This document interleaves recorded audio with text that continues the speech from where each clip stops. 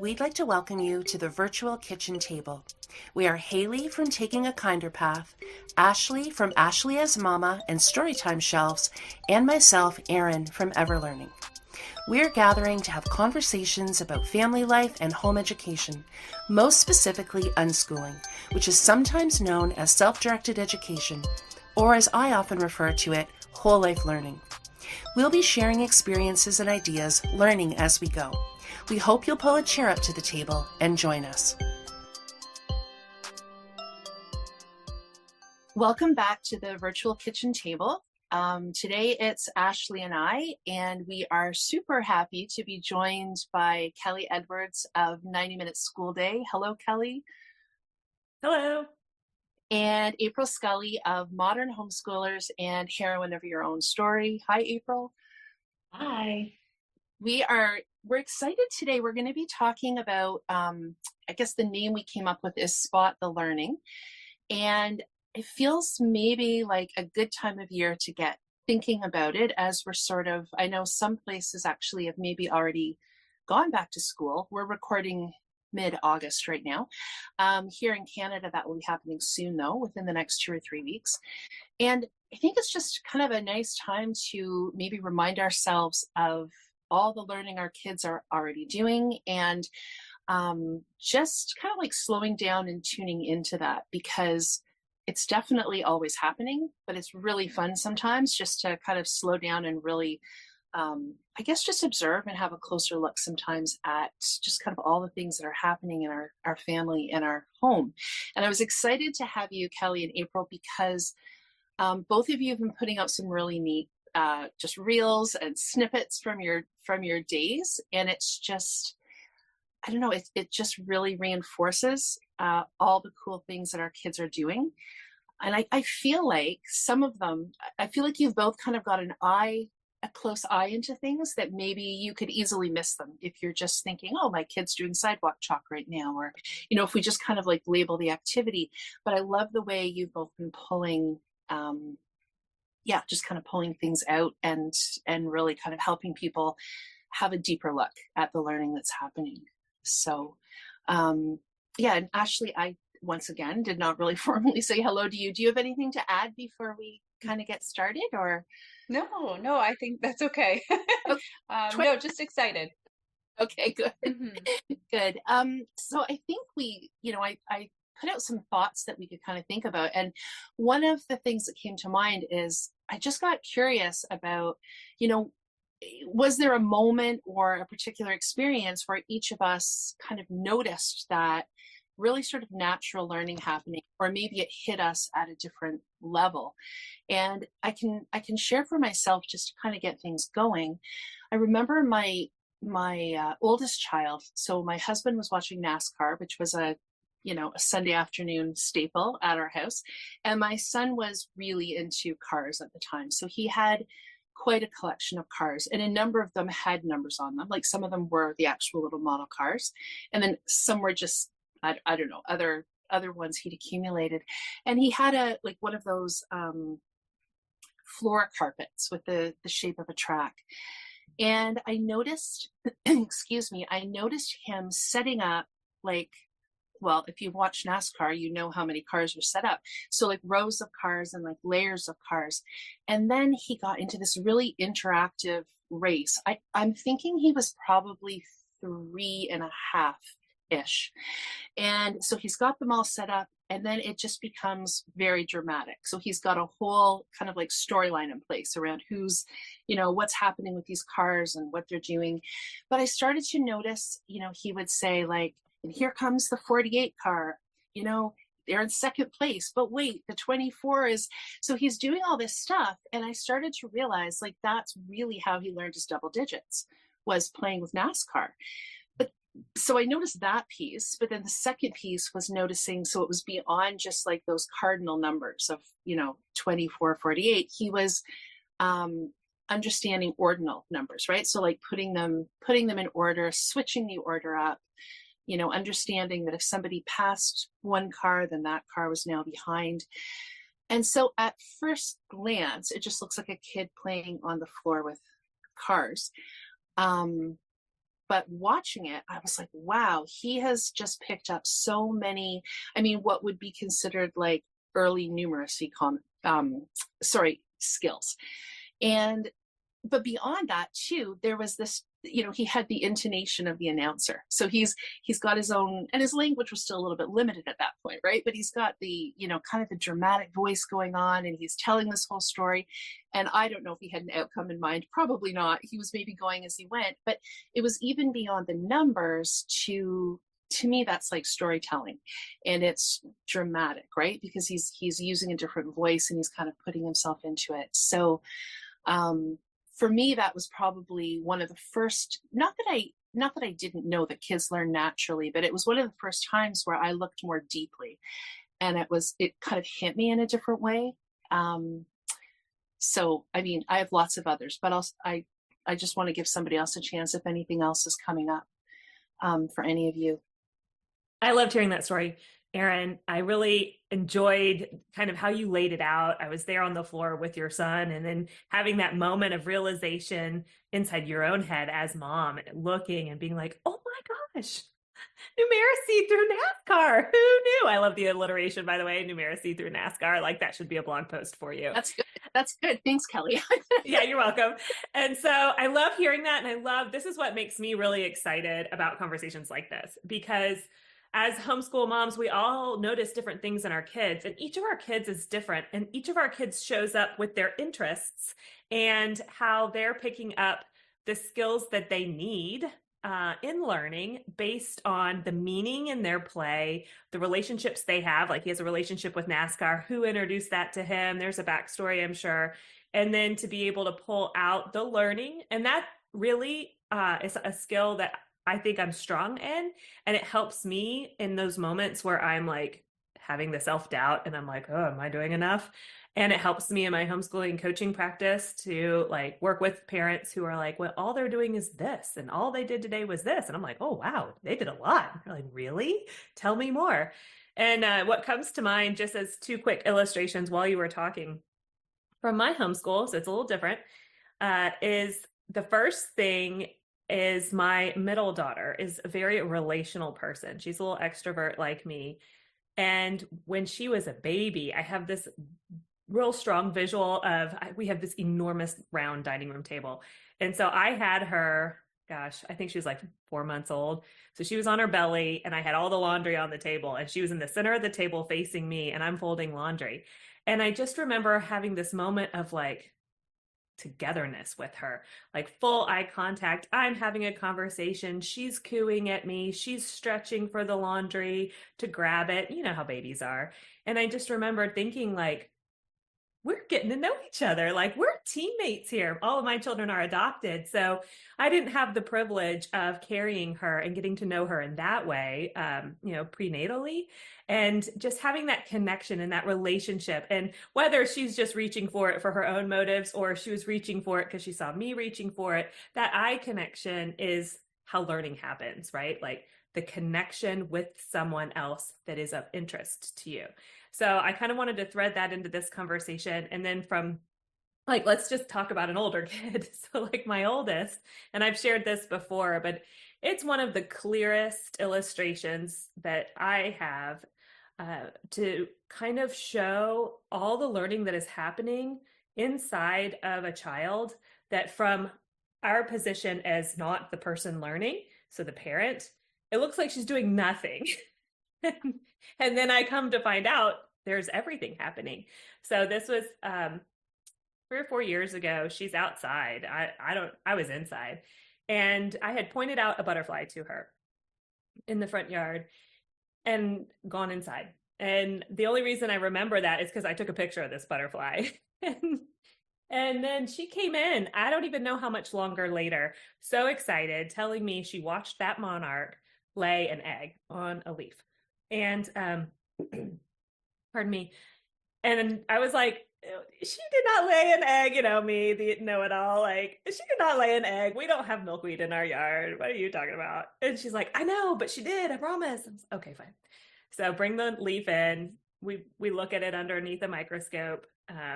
and look at the shape, and it sure does look like some sort of egg. So then we're Googling, right? Like, what does a monarch egg look like? And it is a monarch egg. So then the question is, well, what kind of leaf is this?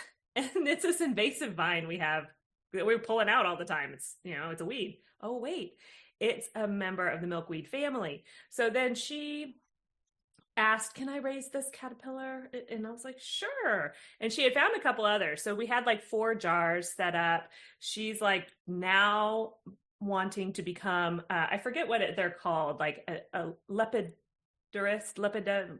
There's a scientific name for it. Starts with an L.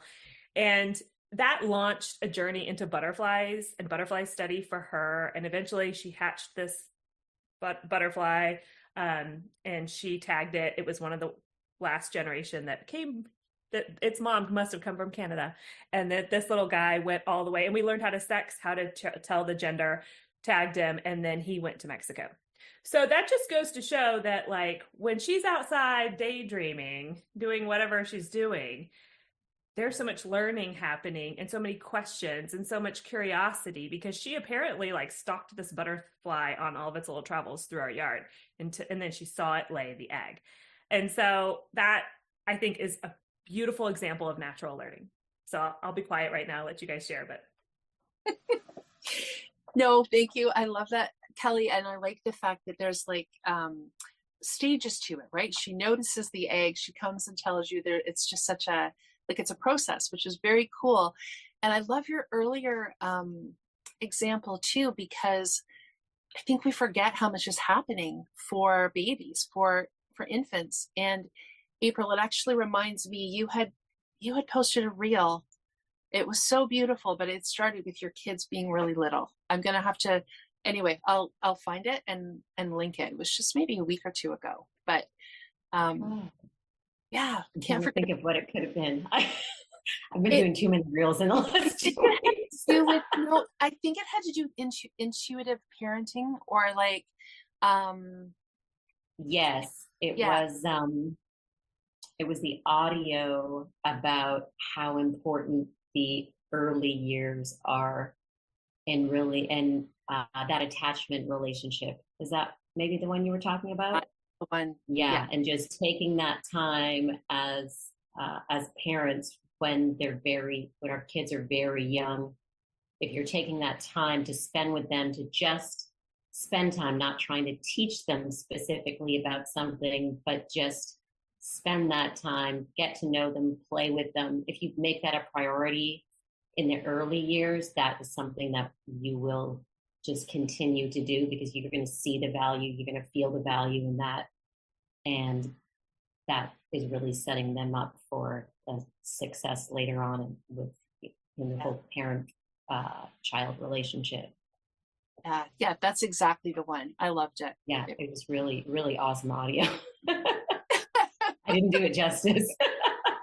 Well, I don't know. The examples you found from your own family, it was kind of touching. So I think, and even though you're talking about earlier years in that reel, I think it's similar to what we're talking about today, which is, I mean, we know there are things that we can show our children directly. Sometimes that's just necessary. But we can get so caught up in that, right?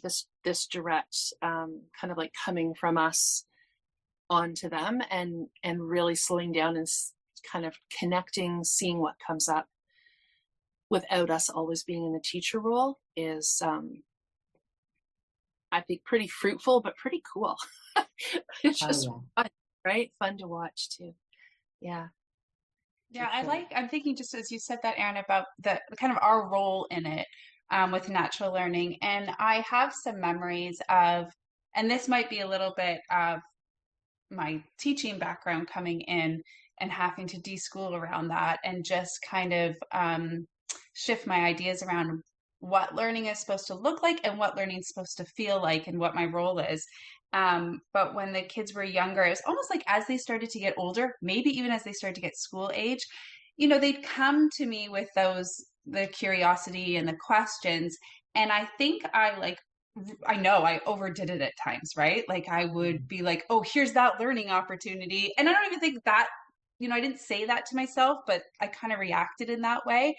And I think at one point I would have thought like that was, very child led. And I suppose it is, but it was almost like I just took over. Like I was excited. Like here they came with just a genuine interest, curiosity. Sometimes they were really excited. Sometimes they were just, maybe a little bit interested. But I got so excited.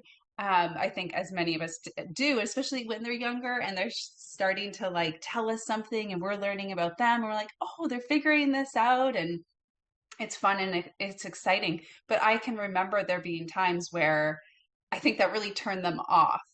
And so that was part of my learning journey with the kind of not taking over and just letting them get as much out of whatever the thing is that they're interested in at the time, and letting that go. And maybe they'll come back to it and learn more about butterflies or whatever it may be later on, and maybe they won't. And I think with the natural learning, realizing that you can have a few kids together or a few people together learning about the same thing, and everyone's going to take away different things anyway. They don't all take away the exact same thing or remember, every little detail.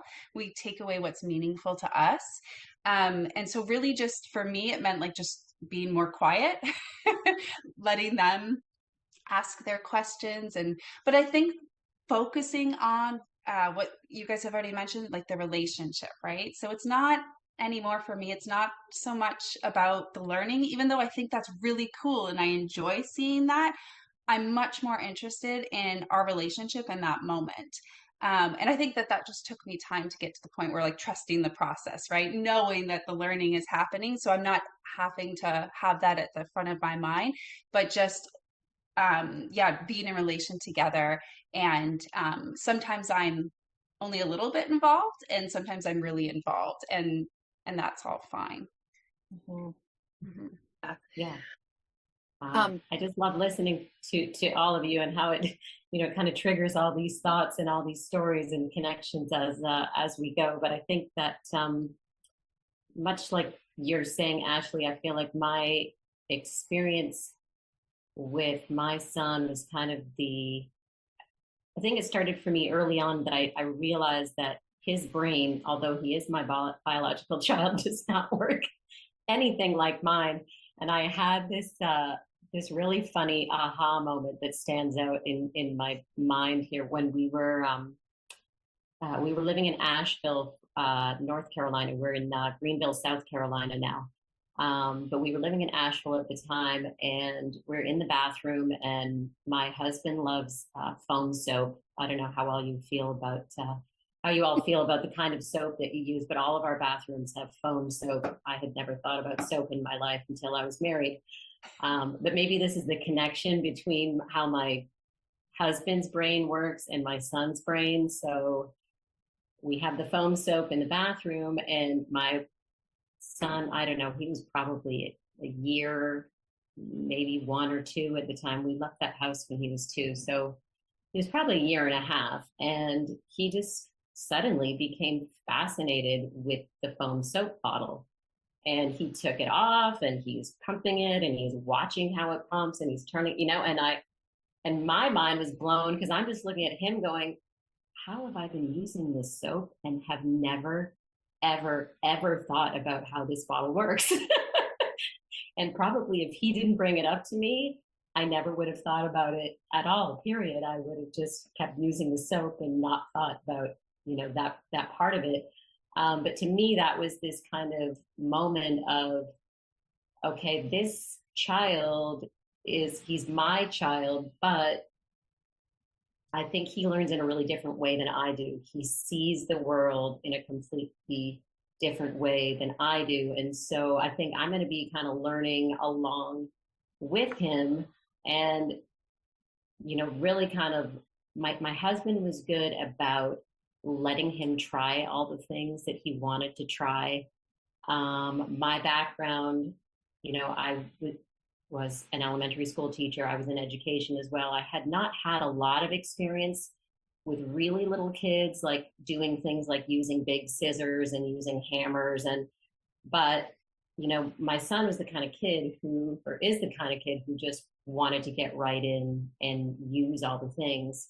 So it was interesting to kind of watch that process and to know early on that if I wanted him to learn in his way based on his interests that were not my interests or my areas of expertise, I was going to have to, pull in some experts like YouTube and places like that to really help him move at his own pace and in his own direction. So, I think it's kind of evolved in its own way over the years. But most recently, I think I know at least you, Aaron, have seen some of the fishing videos that we have done recently. And so he has, a lot of his stuff has just really been, self-taught with YouTube videos or other experts where, he is out there. He was interested in learning how to fish. So he went on YouTube, he watched all the videos. And then last week, I think we fished, 5 days out of 7. And he's out there doing everything himself. I'm watching him, and the kids are learning from him, and the adults are kind of fascinated by all these fish that he's pulling in off the dock. But it's really just been him and his own interests at his own pace that I think has really helped us to get to where he wanted to be and where he needs to be. Just to your point, Ashley, about trusting that process and getting out of his way. I love that, April. I love that whole story, and everything that was coming up for me when you first started was like, oh my gosh, how much of a mess is this little guy going to make with this foam soap? But, and that you were just sitting there like, okay, we're just going to watch and see what happens. And it makes so much sense. Like, he's like, it's liquid, and because it's probably a clear bottle, right? It's liquid at the bottom. And like, how is it getting vaporized in this foam? And so he had kind of an inquiring mind. Kids are such scientists. And so he's breaking this apart. And then you're just there observing him. And I think if you do nothing else in your homeschool, just watch your kids and like, no judgment. I'm just going to watch this play out. I'm going to ensure safety. And I'm going to remember that most of my household items are washable. My kid is washable. And I'm just going to let this play out. And I'm going to trust that my child isn't trying to cause me personal pain and agony, that there is a purpose behind what they're doing. And I can jump in with a few stories because I feel like stories are kind of like the picture is worth 1,000 words. Like, anyone listening is hearing different things from our stories based on their own experience and personal history. So to kind of like expand on what you were just saying, it reminded me. And the other thing I love is how before I go into my story, the other thing I loved is how you're observing your son without judgment. So if he's interested in fishing, he's allowed to move into that space until the end, which is a type of play. It's mastery, right? He's pursuing that mastery until he gets satiated. And this ties back to earlier in the conversation. He gets satiated to whatever point he needs at this point in time.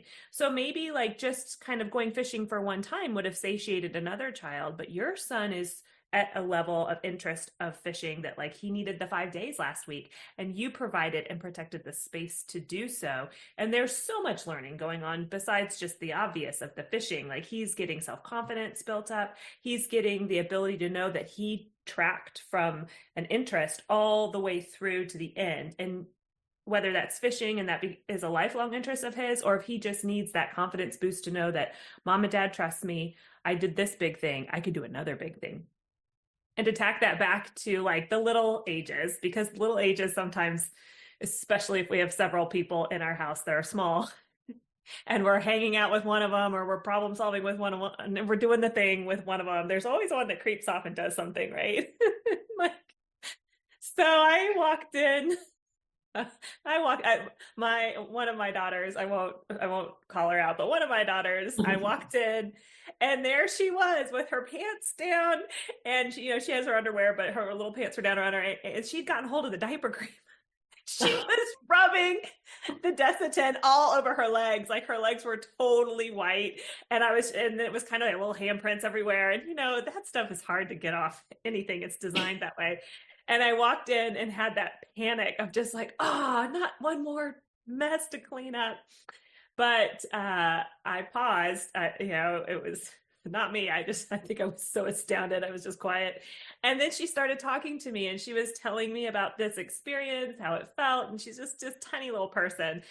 And that then helped me calm down to really notice that she was having some sort of sensorial experience and she had transformed herself, right? She had changed her appearance and she was curious about like what this stuff did on other parts of her body. And the same child, I walked in on her as a young toddler age, and she had crawled out of her crib during quiet time and she had unplugged her lamp in her room and etched a mural on the wall. And I remember walking in and she was like so excited to show me all of her creations on the wall. It was like a huge mural that she had etched to the wall. And again, like her intent was not to deface property. I don't know how this came about, but that's early writing, right? She had her fine motor skills going. She had found a writing utensil very creatively of her, and then she had engraved her story on the wall, and she was telling me all about it. So these are the moments that, as a mom, I think we've all had these moments in our different ways. And I'm grateful for like the phone in my pocket that I can just whip out and like record, because it's funny, right? I'm going to send this to grandma and grandpa, like this moment. And then we have it for posterity. And when we're not as tired or frustrated with whatever just happened and we've cleaned up the mess and we look back on it, you can find all kinds of learning, right? Like I just broke it down with the writing and the storytelling and everything. So yeah, that was what was coming up for me as you were sharing, April. That was such a good share. I love it. Oh my gosh, Kelly, and just the fact that you, when you first went in with the cream, just giving that pause, because I think that's such a big piece of it, right? Because I think most of us, our kind of instinct, or maybe it's conditioned learning or whatever, would be to react in some way, right? Maybe not harshly, maybe not harshly, but to react in some way. So the fact that you gave that pause, and then it like gave her space to talk about how excited she was. So it kind of diffuses it, because you can see it's not intentionally trying to make your day difficult. But in that moment, that's what we're thinking, right? So I just think that pause is crucial, because then it allowed that time for her to, for that to rise up, what she was excited about or what she was learning about. Yes. Yeah. Well, and I will say that before, it sounds like I always have the pause. There have been many times where I have not had the pause, which makes me appreciate the times where I have paused. And you're always rewarded for that. Like, correction can happen. It doesn't have to happen in the moment. And I think that was something that I didn't understand early on in my parenting journey. I just felt like, especially when they were little, like I have to correct them now, or they're not going to know, they're not going to have context. And maybe there's a time and space for that. This is incredibly nuanced. But if you, especially when they're that little and you're worried about them not being able to tie back later, then it's probably not something that needs to be corrected, because it wasn't intentional, right? Like Ross Greene has that quote that kids are doing the best they can. And so if they're having a meltdown, or they just destroyed your wall, or whatever, we can trust that something is happening for that child in that moment, and to pause and be present before we jump to conclusions. Like I always tell my kids, when you assume you're wrong, and they'll tell me, because like I'll make an assumption and start correcting them. They're like, you're assuming and you're wrong. And I'm like, I am, you're right. Yeah, I think that's actually really helpful. And it's making me think about a few different examples. But I think that's been one thing I'm really grateful about this home education journey, is not reacting too quickly and giving myself, and it's taken practice too. And I still react at times, absolutely. But really understanding that our kids are doing something for a reason. Like there's a reason behind it, whatever it is, but they're not just doing something for the sake of doing it. And I know throughout the conversation, we'll probably talk quite a bit with like about, I want to say like more academic examples of how our kids are naturally learning maybe to like read, numbers, writing. But I also keep coming back to like this one example I have, which I'm not sure if I've shared on the podcast before or not, but it sticks out in my mind so much. My eldest was always been a mover. So very, what's that called, Kelly, when you're the learner? Kinesthetic. Thank learner. you. So like when my eldest was younger, I was like, oh, that's the kind of learner you are. Like you learn like through your body and moving your body. And that came up in a lot of different ways as far as like, what are the rules of our house, right? So like this was my first. So I'm like, do we allow jumping on the beds? Do we you question all those things when it's your kid and you know how you were raised and what will other people think and stuff. And I just realized, I mean, it was apparent that this child had to move, not just to learn, but just to be themselves and to be happy. And how do we respect that and give space for that and opportunities for that? And one thing that was really cool, I want to say it would have been around the age of, oh gosh, now it's been a little while, so maybe 7 years old or 8 years old. And this kid taught themselves, and lots of kids do this, and it's kind of a non-academic example, but learned how to cartwheel. And I'm not joking, this kid would cartwheel at least 50 times a day.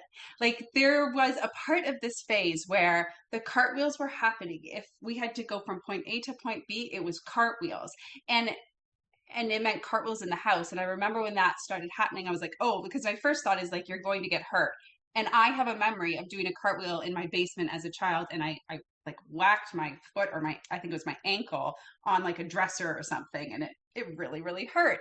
So that probably was why I was like, ooh, no cartwheels in the house, right?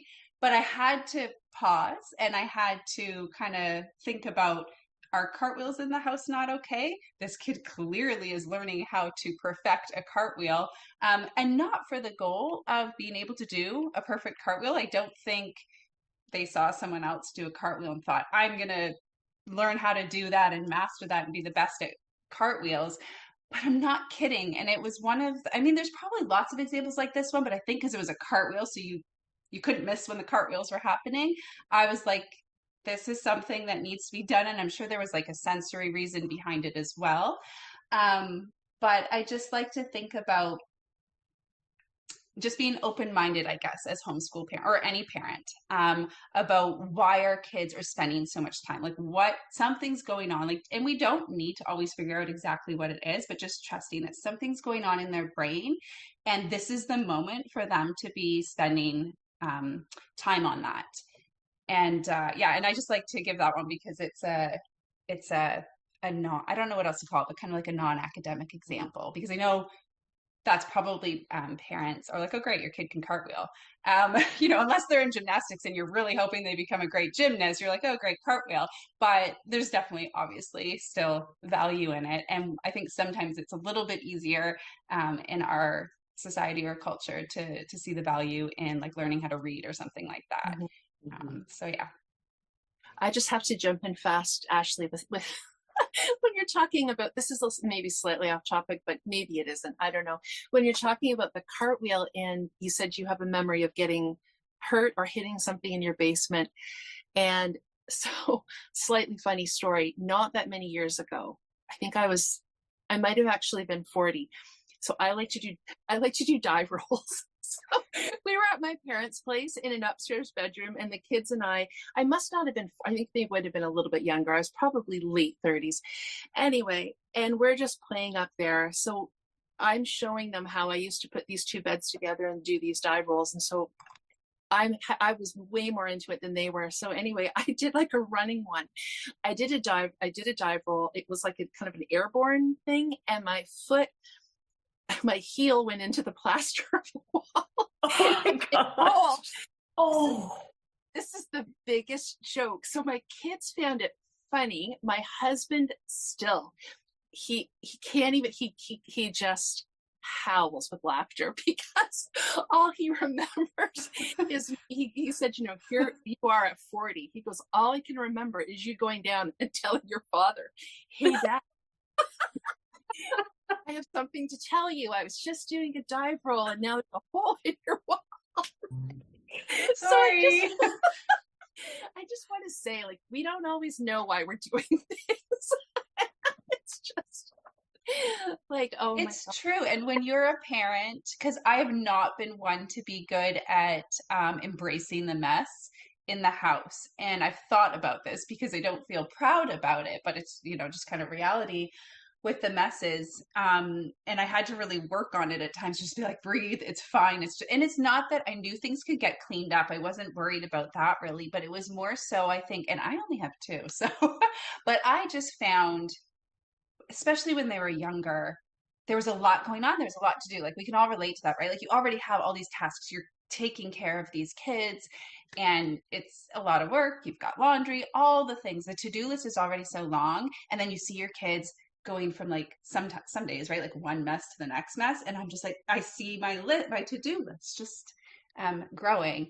And I had to really, and I don't think that's easy for any parent, but I know that that was something that I really struggled with. But yeah, knowing, like keeping and having reminders and just reminding myself that like these kids are doing these big movements, or because we have holes in the walls too, multiple holes. They're doing these things, whether it be messes or whatever, for a really good reason. So it's just, and I think that was going to be part of the discussion too, right?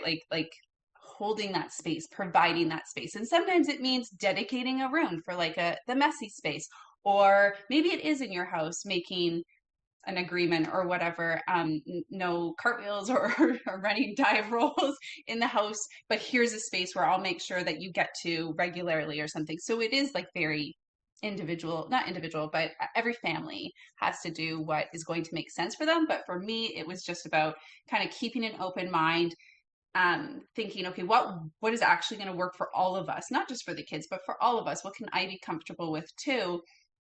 And then also knowing that we can change our minds later. That's Yeah. absolutely, we say that a lot around here. Everybody's allowed to change their minds. I love that so much, Ashley. That was something I wrote down with your earlier share, to just like make sure that we looped back to like, you have the right to change your mind. My kids have the right to change their mind. They know that I have the right to change their mind. I think that is such a powerful permission we can give ourselves. And I also wanted to jump in here and say about the permission for us to own our frustration with our environment. Like you were just, I don't know if anyone else's blood pressure was rising as you were like describing the messes that they make as they travel through the day, and you're kind of already overwhelmed and you don't really want to impede on them because you know it's not intentional, but like you're getting flooded with emotions, you're getting overwhelmed, your invisible load of motherhood just doubled because you either have to do the cleanup yourself or you've got to have them partner with you, or you're trying to tell them the whole thing, right? We all know how that works. And it's just like, sometimes it's okay to, and oftentimes rather than try to muscle through that, we can actually share that with our kids, because if we don't, then something later on that day is going to push you over the edge, and then you're just going to lose your mind and you're going to have your momster moment. I like to say the momster. And my kids know it. I'm sorry. That's an opportunity for repair when we lose it with our kids. But sometimes like what I do, and I'm a verbal processor, so it helps me to hear my frustration and it helps them like know where I am. I would say something like, in this example, like, hey guys, I'm getting overwhelmed because everywhere I look, there's stuff everywhere and it's making me feel anxious. I'm going to step outside. I'll be right back. And it's kind of that pause, right? Where it's just like putting you on notice how I'm doing right now. I go outside. It's nice out there. It's nice and organized because it's nature. I step back inside and then I'm like, hey, do you think we can take 15 minutes and race the clock and clean this room up or something like that, to where it's just like, and they've had that moment to be like, oh yeah, okay. And then we're doing it together. So a lot of times that works nicely, but just being able to, at some point, be able to share with our children before we blow, it kind of like lets a little steam out the pressure valve. Yeah. And I think too, like recognizing that we're all working with different environments, different amounts of space, different types of space, maybe a spouse that's sleeping, if they're on shift or something like that. So I think too, for me, I just always like to say it's also not about, I think we can get in our heads around like it's either the kids are ruling the roost or the parents are ruling the roost. And I think, what we're talking about is this collaborative conversation where we can say exactly that. Like, yeah, Kelly, I need some space. I need to go outside. I can't remember what your sentence was about I love that. It's nice and organized because it's nature, something like that. You go, yeah, because your house is like chaotic. You step outside, you're like, oh, look, there's a blue sky and a tree. Yeah, exactly. And look at the neighbor's yard. My yard doesn't look like that. I feel so much better, or whatever. It's always good when the neighbors take care of their stuff. Or it's your yard. You're like, oh no, I can't even go outside. That's when you go to Instagram. Yeah, that's right. Exactly. Get your organization fixed. But yeah, so I think, I think it's tricky because we're wanting to leave space, but we sometimes do have some limits, right? I don't think we're talking about absolutely no limits or putting our own needs on the back burner, but it's just, sometimes it's literally just that pause of, Kelly, you described with that moment with the cream, and April, I picture at that moment with the foam soap where you could have just said, I mean, it's just soap. Why are we, but you took that moment to see what it was that your son was interested in, even though it was so much different than the way you would have looked at the same object. So sometimes it's just that pause. Mm-hmm. It's not even a yes or a no. It's, I don't know, allowing that time somehow. Yeah.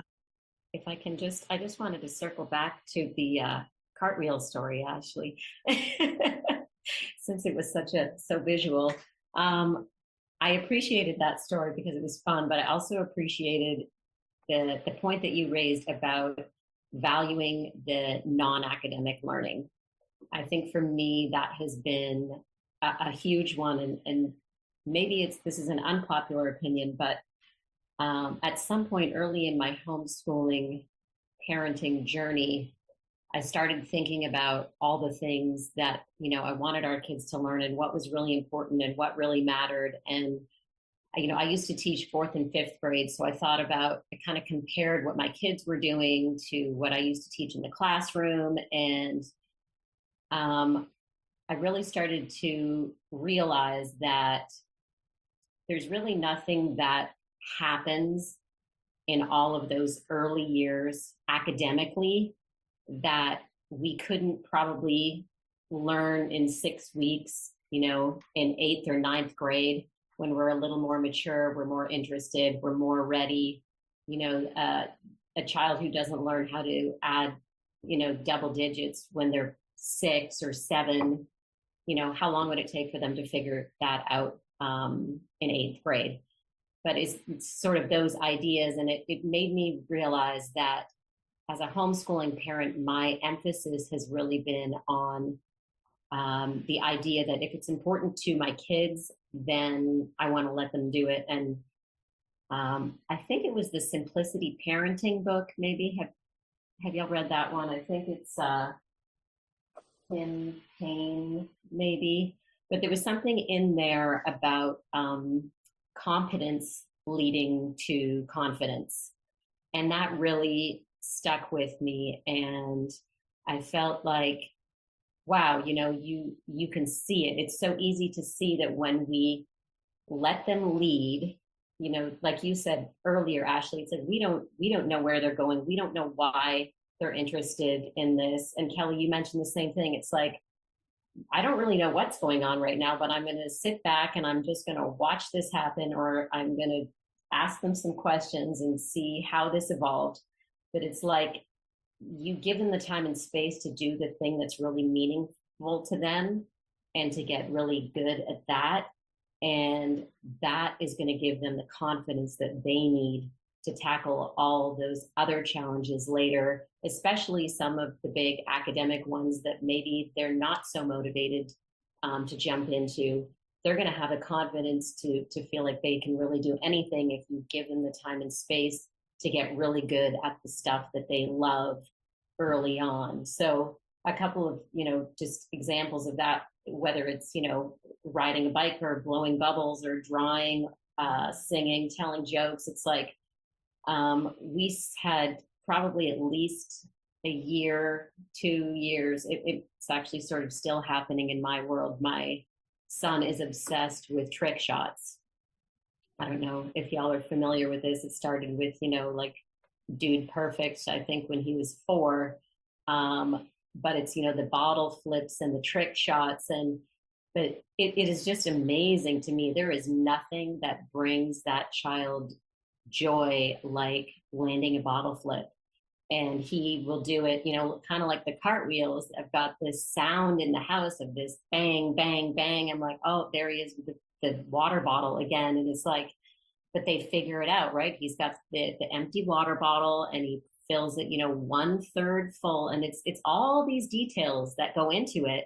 They study it and they practice it and they figure it out. And when that thing lands, it's like, you know, the roof is lifting off the house in here, because they feel so good that they've figured it out. And you know, both of my kids will do that together, and there have definitely been weeks where they have spent, you know, hours doing that. And it's like, sure, you might not see the value in that, but if you really think about the steps that they've taken to achieve this and how much it means to them, and most importantly, the confidence that they're getting from doing the thing that they love and doing it well, I feel like there's nothing more important than spending time on those things and just letting them take the lead on that and watching where it goes.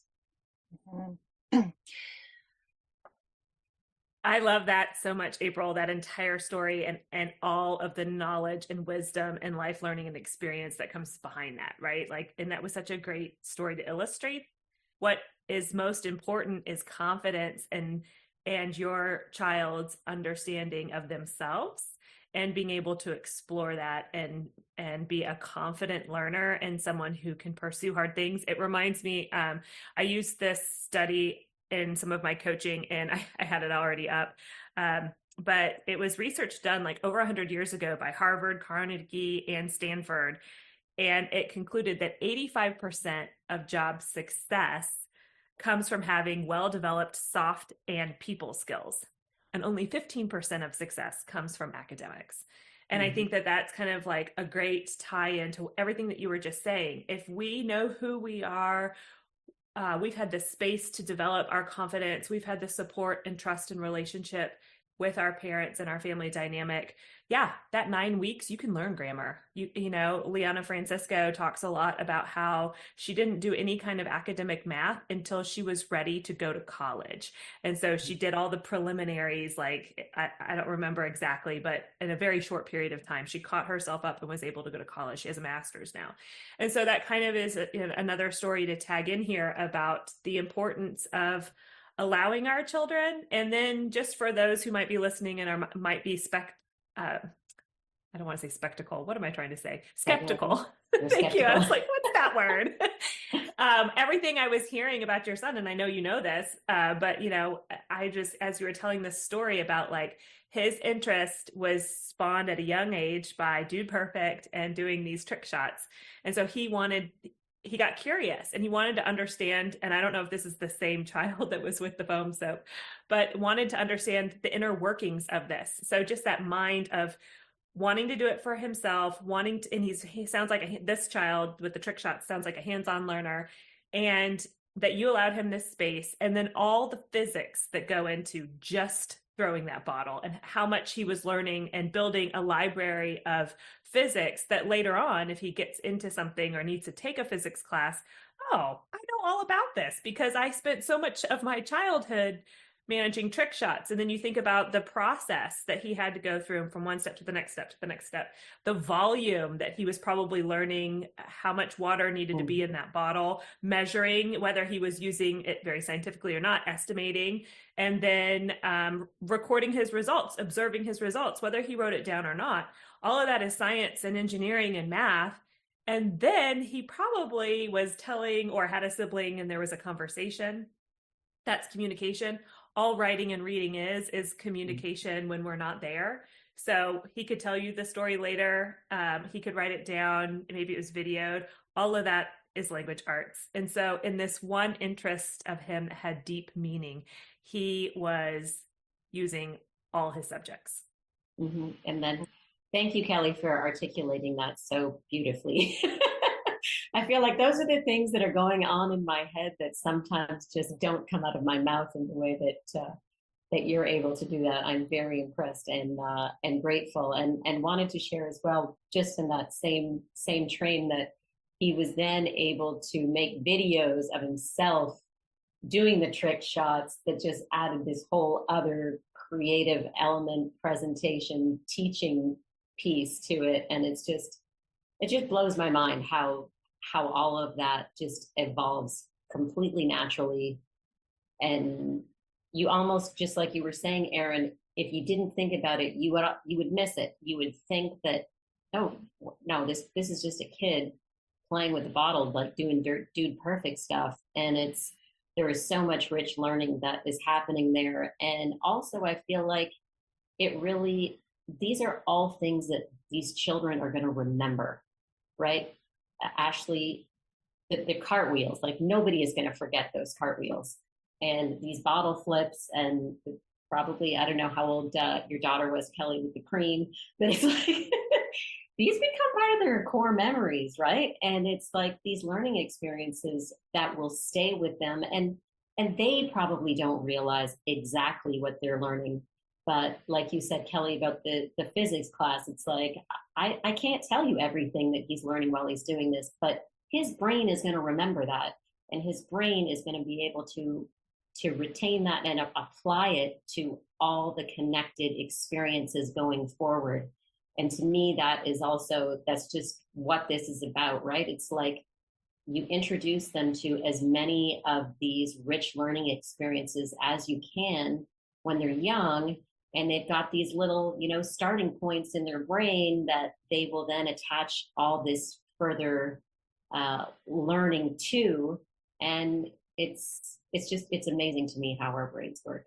Just kind of, yeah, mind blowing, right? Literally. April, I feel like so my youngest son, when you're describing a lot of the things actually you're describing with your guy, like also he was and is a huge Dude Perfect fan. It hasn't worn off at all. But he would like, did you say great? I'm just thinking, oh wow, I'm not sure how I should feel about that. Older coming to it, so maybe the novelty will wear off more quickly for your son. But he would do this with he and his friend had these, they were called fingerboards. There were these little flip, and they would spend huge amounts of time trying, just on our kitchen table, and they'd set up, Kelly, you're talking about physics, right? Like they would set up all these different setups and barricades and props, and but even with like a regular size skateboard, he would be on the driveway doing this same thing for like the afternoon, trying to do like, some particular flip or kick flip or whatever. And I think in our busyness as parents, it's so easy. I mean, sometimes it's even relieving. It's kind of like, okay, this one's doing that right now. And you almost just like check it off because it's not something you need to pay attention to. And technically it really isn't something you need to pay attention to, but it's fun to pay attention to it when you really think about, like what comes to mind for me too, is just the perseverance, just that perseverance to be able to stick with something and to meet a goal that isn't important to anybody else but you.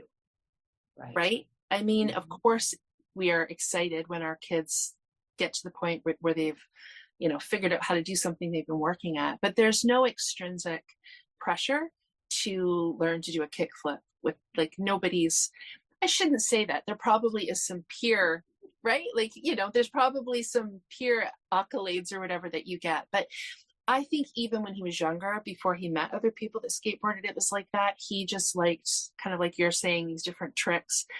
But the other thing I want to build on a couple things that I think you said. You were talking about, I think he had done a video, or and it reminded me a little bit of a couple of other things I've seen you share. One was about the fishing, where when he learned that some of those new tricks from that older man, he was then within like the next day or two teaching a group of kids, like random kids on the dock. It was actually, Erin, that all happened within minutes. I was on cloud 9 when I left that fishing dock, because I truly couldn't believe that this man, who, by the way, did not speak any English, but had been watching my son for a while because they'd been on the dock together for a couple of days, spent time to teach him this new trick.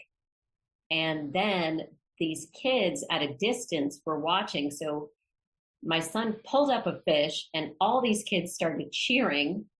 And then they all came down to see the fish, and they'd been at a camp at the community center. So they all ran down to see this fish. And so my son took the fish off the hook, let them touch the fish, and then they all wanted to take turns with his fishing rod. So it was wild and crazy chaos. But I was also super impressed with the staff person who was the only camp person who let her kids come down to this dock because, of course, all the all the things that can happen at a fishing dock.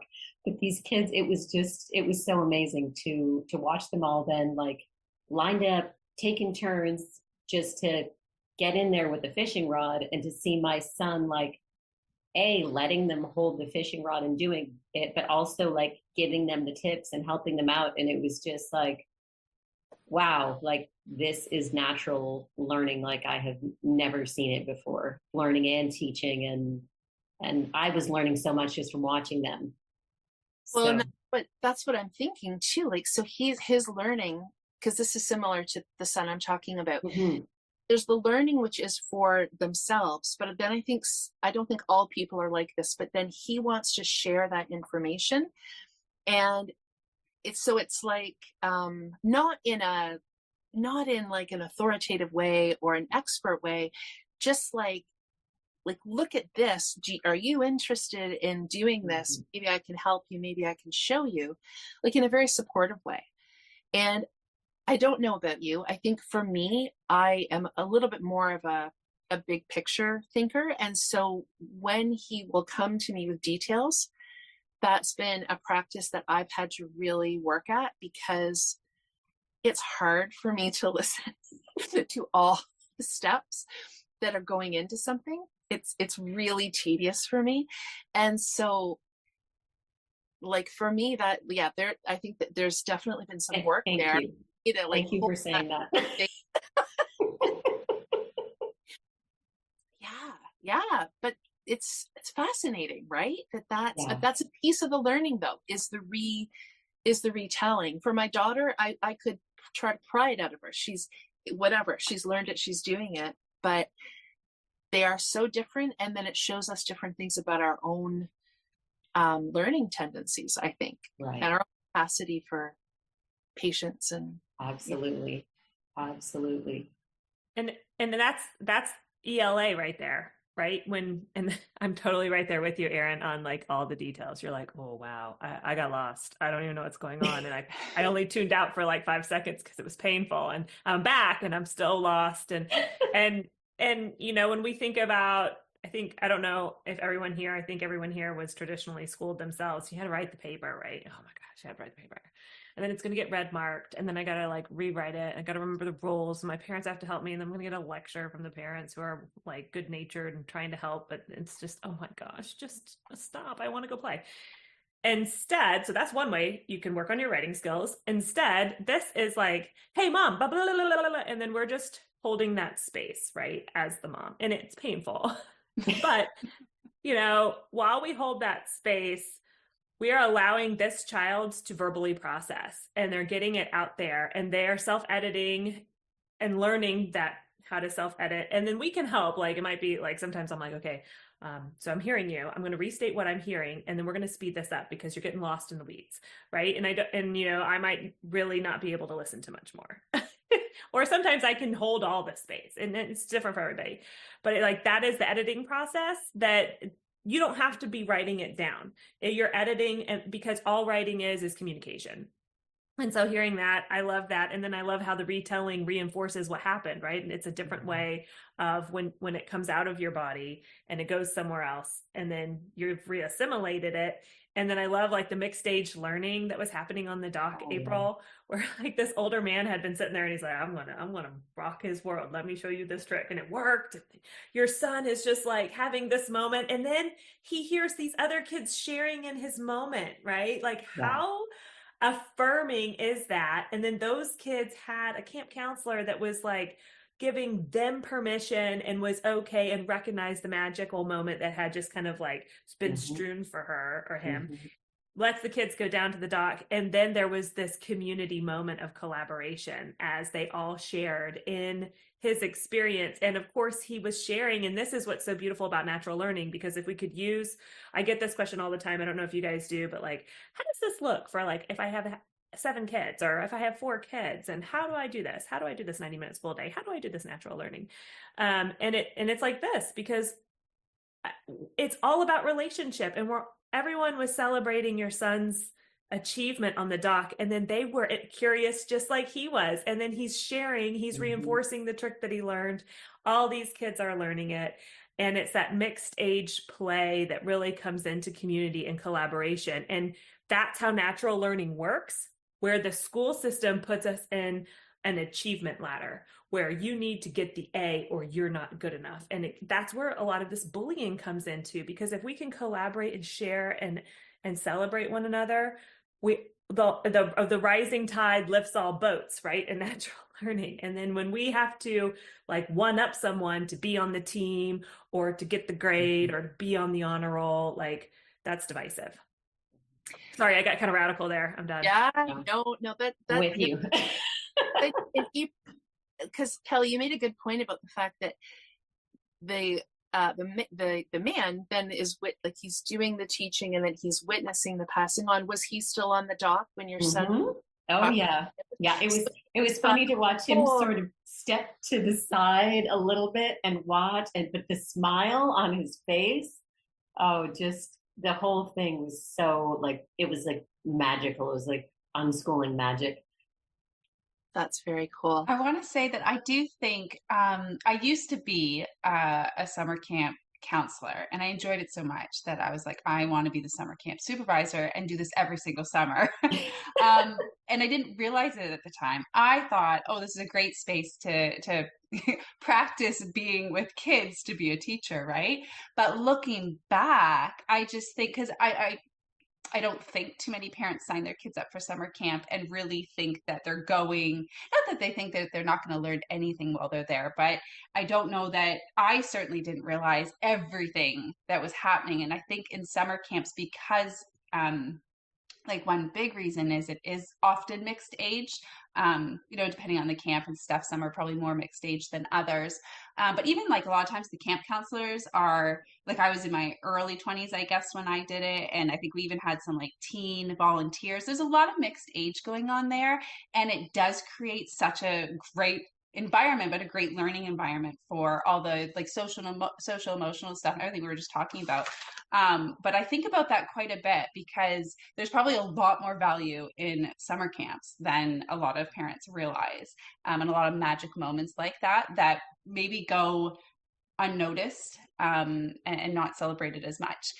And I don't want to. The other thing that's coming up for me that I don't think we've touched on yet, but where I'm seeing kind of similar things that we're talking about, is when my kids are playing, I'm going to say video games. I don't know if that's accurate anymore, because when I talk about the video games, I wasn't a big video gamer when I was a kid, but like Super Mario Kart and whatever the Nintendo games were then, we just called them video games.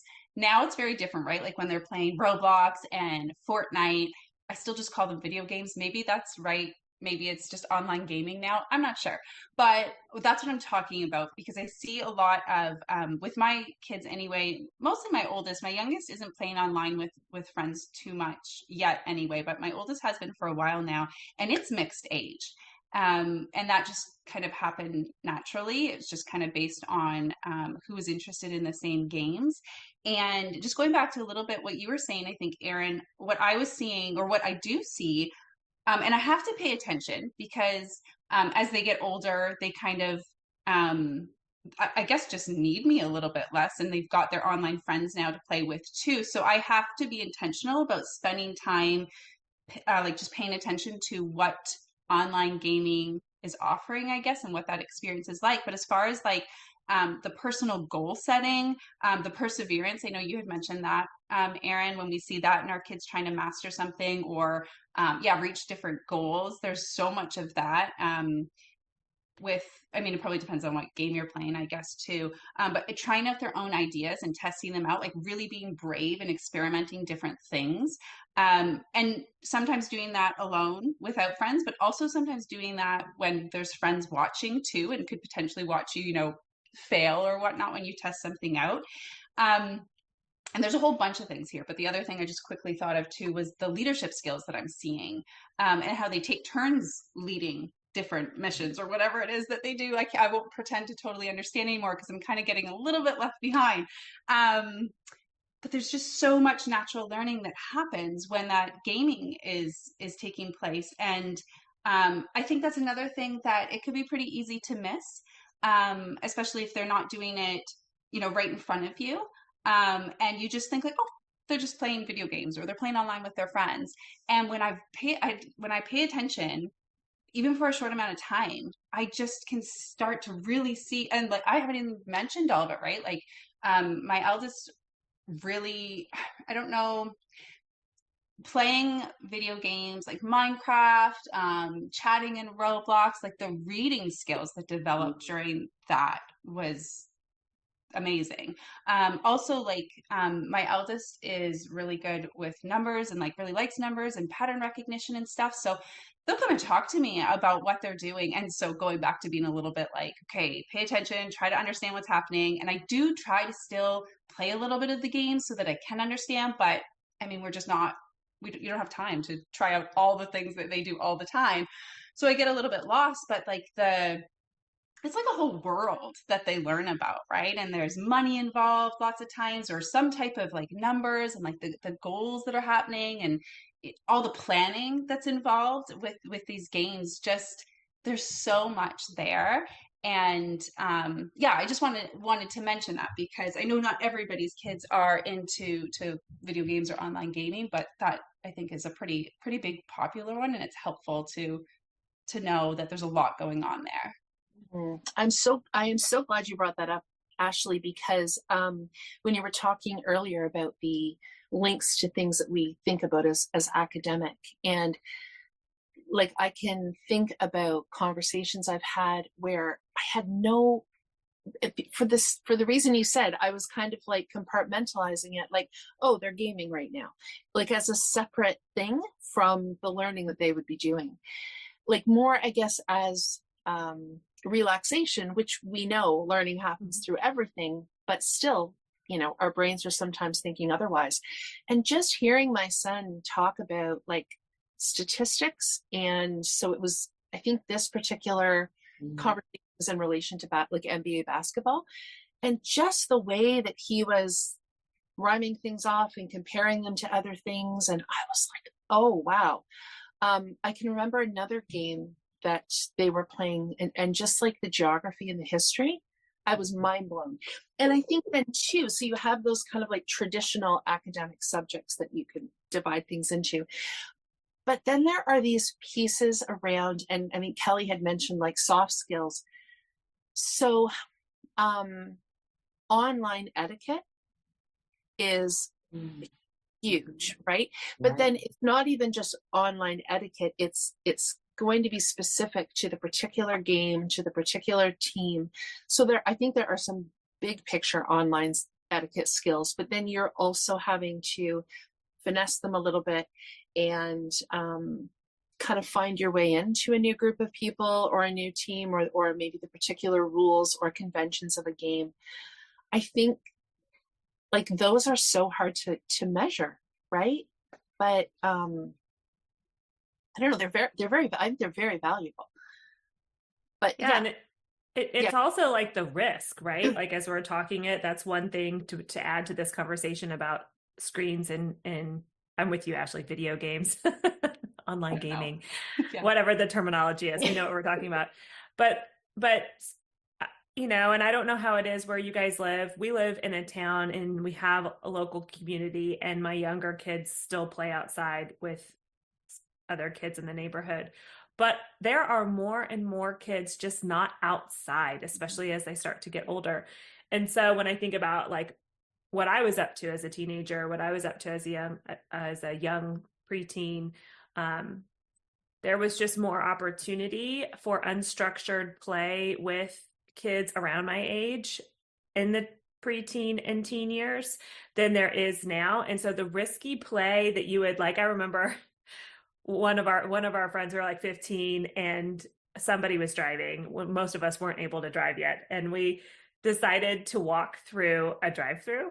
Like, this is just like the kind of the dumb stuff you do when you're 15 years old. And so we had like, we thought it was by weight. And so I don't know, there were like 12 of us. And so we're in this huddled up little group trying to mimic a car to see if we could trigger the drive-through, you know, and it wasn't working. We found out, oh, it's magnetic, what triggers it, not weight. But, you know, so we're little scientists, little 15-year-old scientists, we're laughing and everything. And we must not be the only ones because you're not allowed to do that anymore. But that was like risky play, right? It's kind of like tomfoolery, but it was this risky play where you were able to like it was somebody's idea, somebody influenced the rest of us, we all glommed on board. I don't really remember all the details, but so that's one of the things I was up to as a 15-year-old. And that, depending on your location, what's going on in your world where you live, that may or may not be available to your preteen or teen.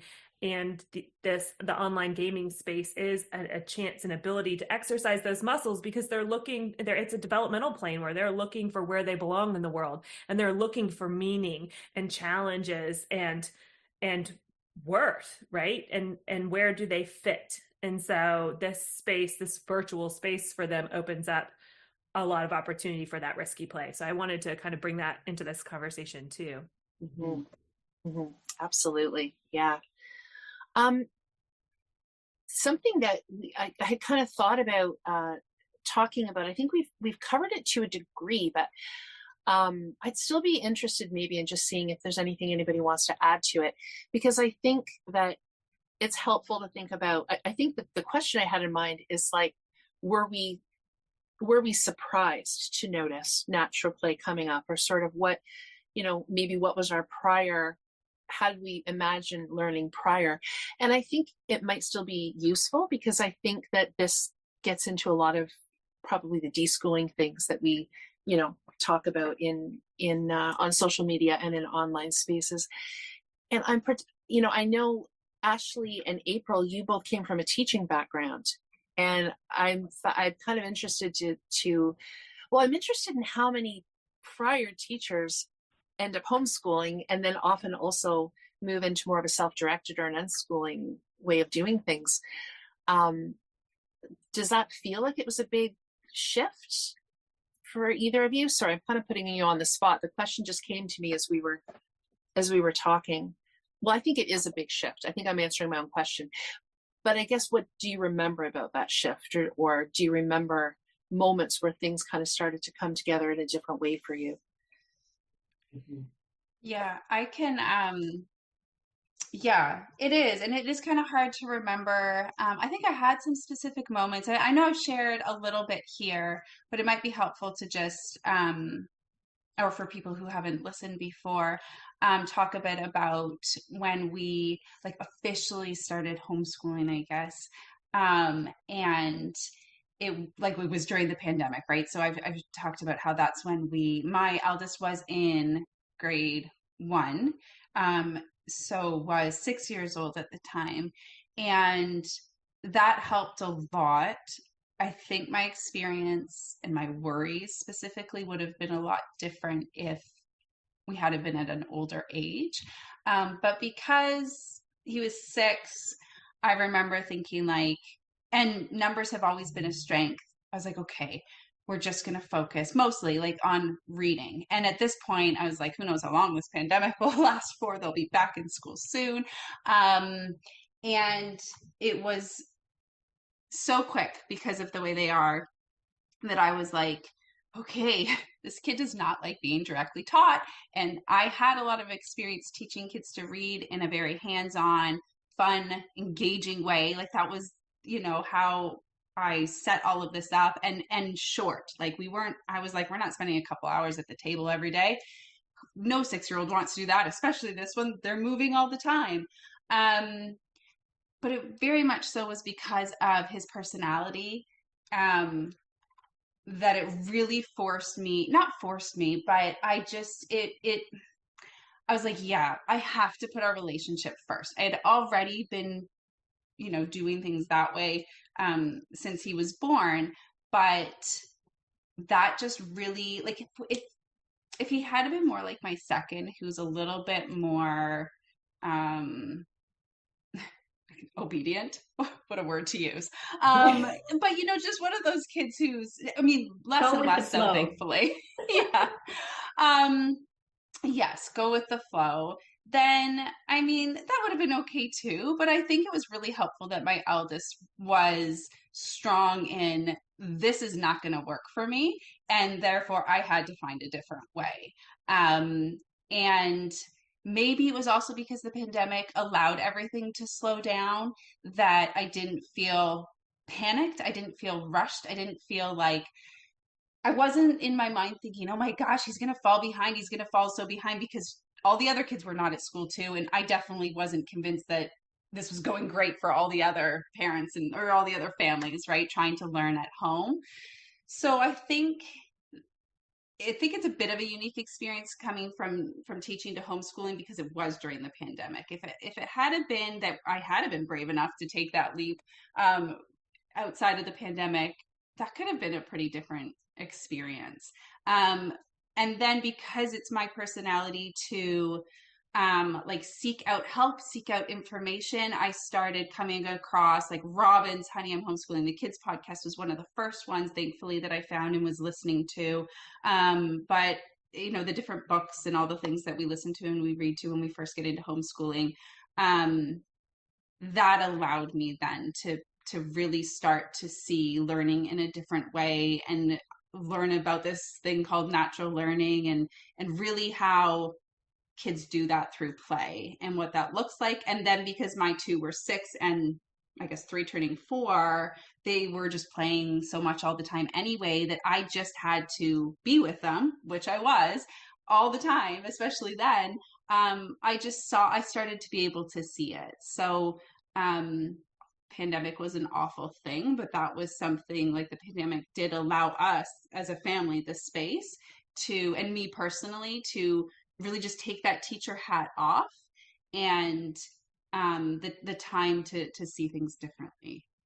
So I hope that made sense. But April, I don't know if that was a little bit of a different experience for you or not, because I know your kids are kind of similar ages to mine. Yeah, no, I was actually going to say, I think we had a very similar, I think our first children are very similar in their personalities. Yeah. I like to say that mine was born a teenager.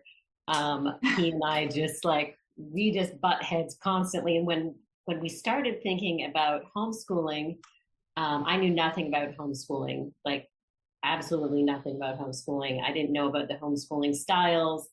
I had not ever envisioned myself being a homeschooling parent. When I came across an old blog post that someone had written that described unschooling, I was like, okay, I can get behind this. I think I can do this. But it was because I knew from the get-go that my child was not going to let me sit down and teach him anything ever.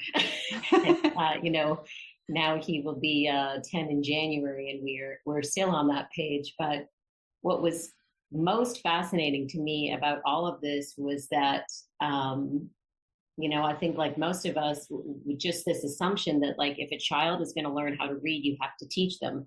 And I remember talking to him very specifically about this when he was probably 5 or 6, because he was not interested at all. And I said, you know what, bud, I'm trying to help you out here. I don't want you to be, you go to a restaurant with your baseball team. I don't want you to be the only one who can't read the menu. I'm trying to, find all different, natural ways to inspire him to want to learn. And he was just like, lady, this is coming from you. I'm not interested. Like, that's sort of the dynamic that happens there. I love him, obviously, but this is these moments that we have. And so I think, become an expert in managing him, and really, like, if I want him to do something, I will never come out and just point blank ask him or tell him I want to teach him, or anyhow. So this whole reading situation came up and I was so stressed. I was trying to let it go. I'm like, no, trust the process, let it go. It's okay. No one's going to test him. No, like it's okay. He's doing so many other things. Don't worry about reading. And then, on like the worst, hardest days, we're like, oh my gosh, we've done nothing. We're not learning anything. I'm failing him. And he doesn't even know how to read. And it was like, right. That's just, they take like a really bad day to like a really, really much worse day. So anyhow, in the middle of that, at some point I listened to I was not a podcast person at this time, but I think I was desperate, and I pulled out a podcast episode from, I can't even tell you who the podcaster was or what the episode was, but it was Peter Gray being interviewed by a woman with a British accent.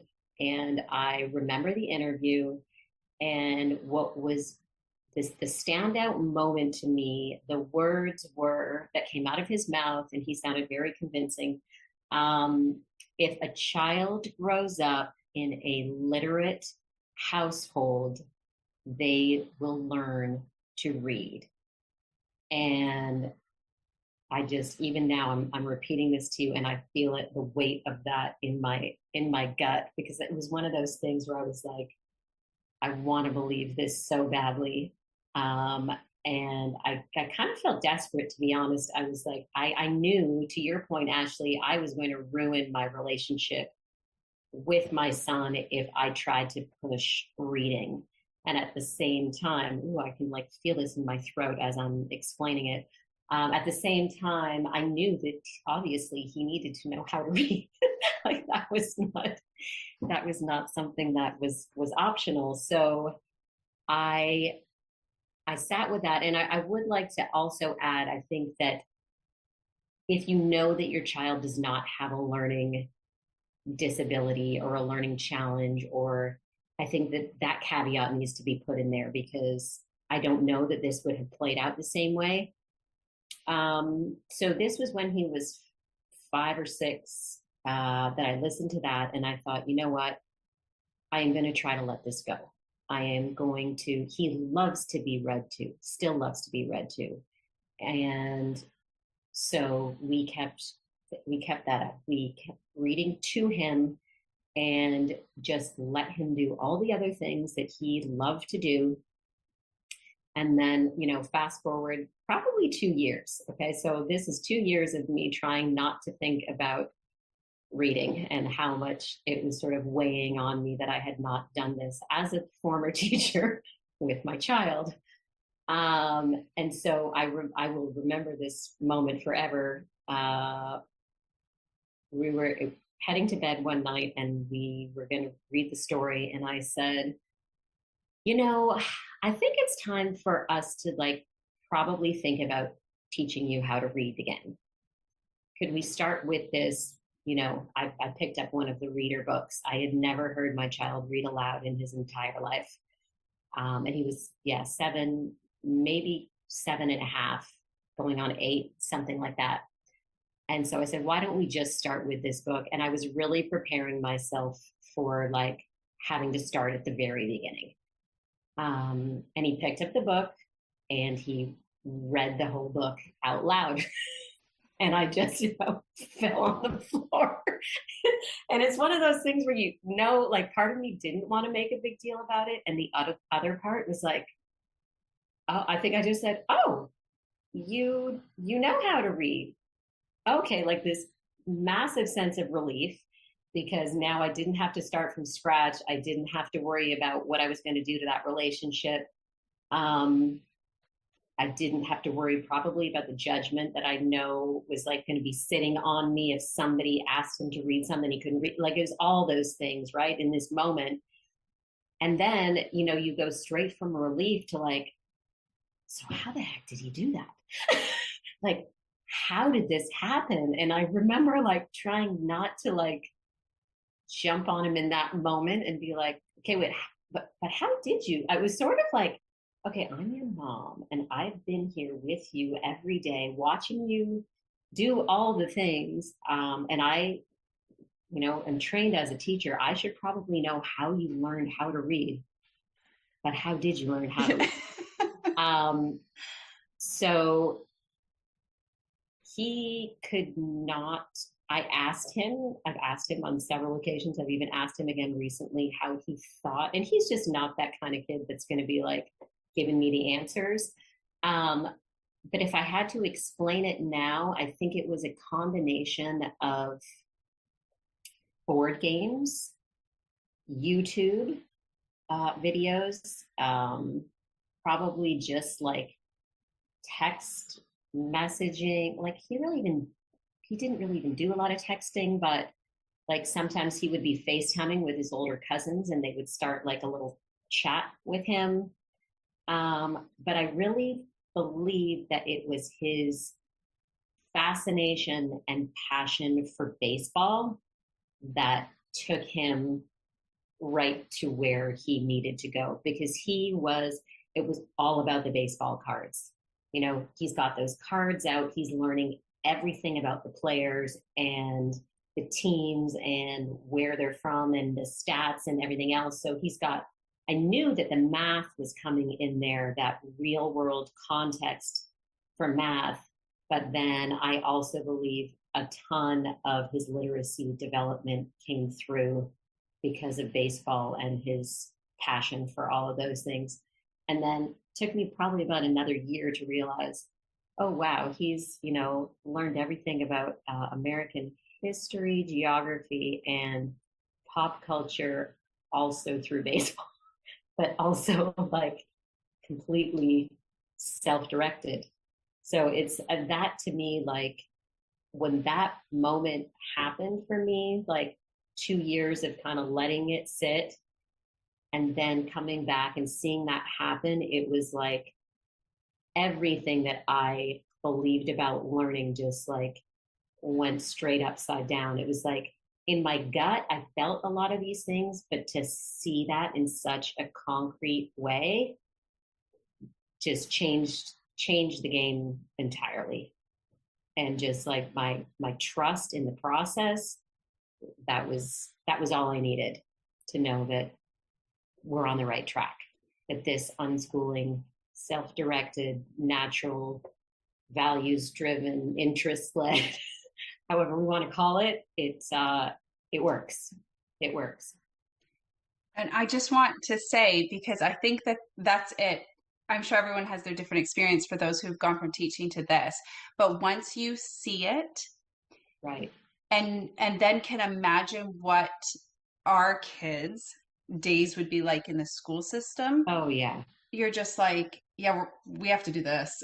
We can't, hopefully we can continue to home educate them, because it's so different in the school. So like the deschooling process, I mean, right. I don't know. I only know what my experience has been like, but it is, because people will say like, oh, you're homeschooling. Oh my gosh, how do you do that? Oh, you're a teacher. Oh, that's why you're able to homeschool. Mm-hmm. But in my mind, I'm like, actually, I think in at least some ways, my teaching background has made it harder in a lot of ways, because learning at home, and this is, I mean, if you don't do it, you won't know this, but like learning at home is so different than learning at school.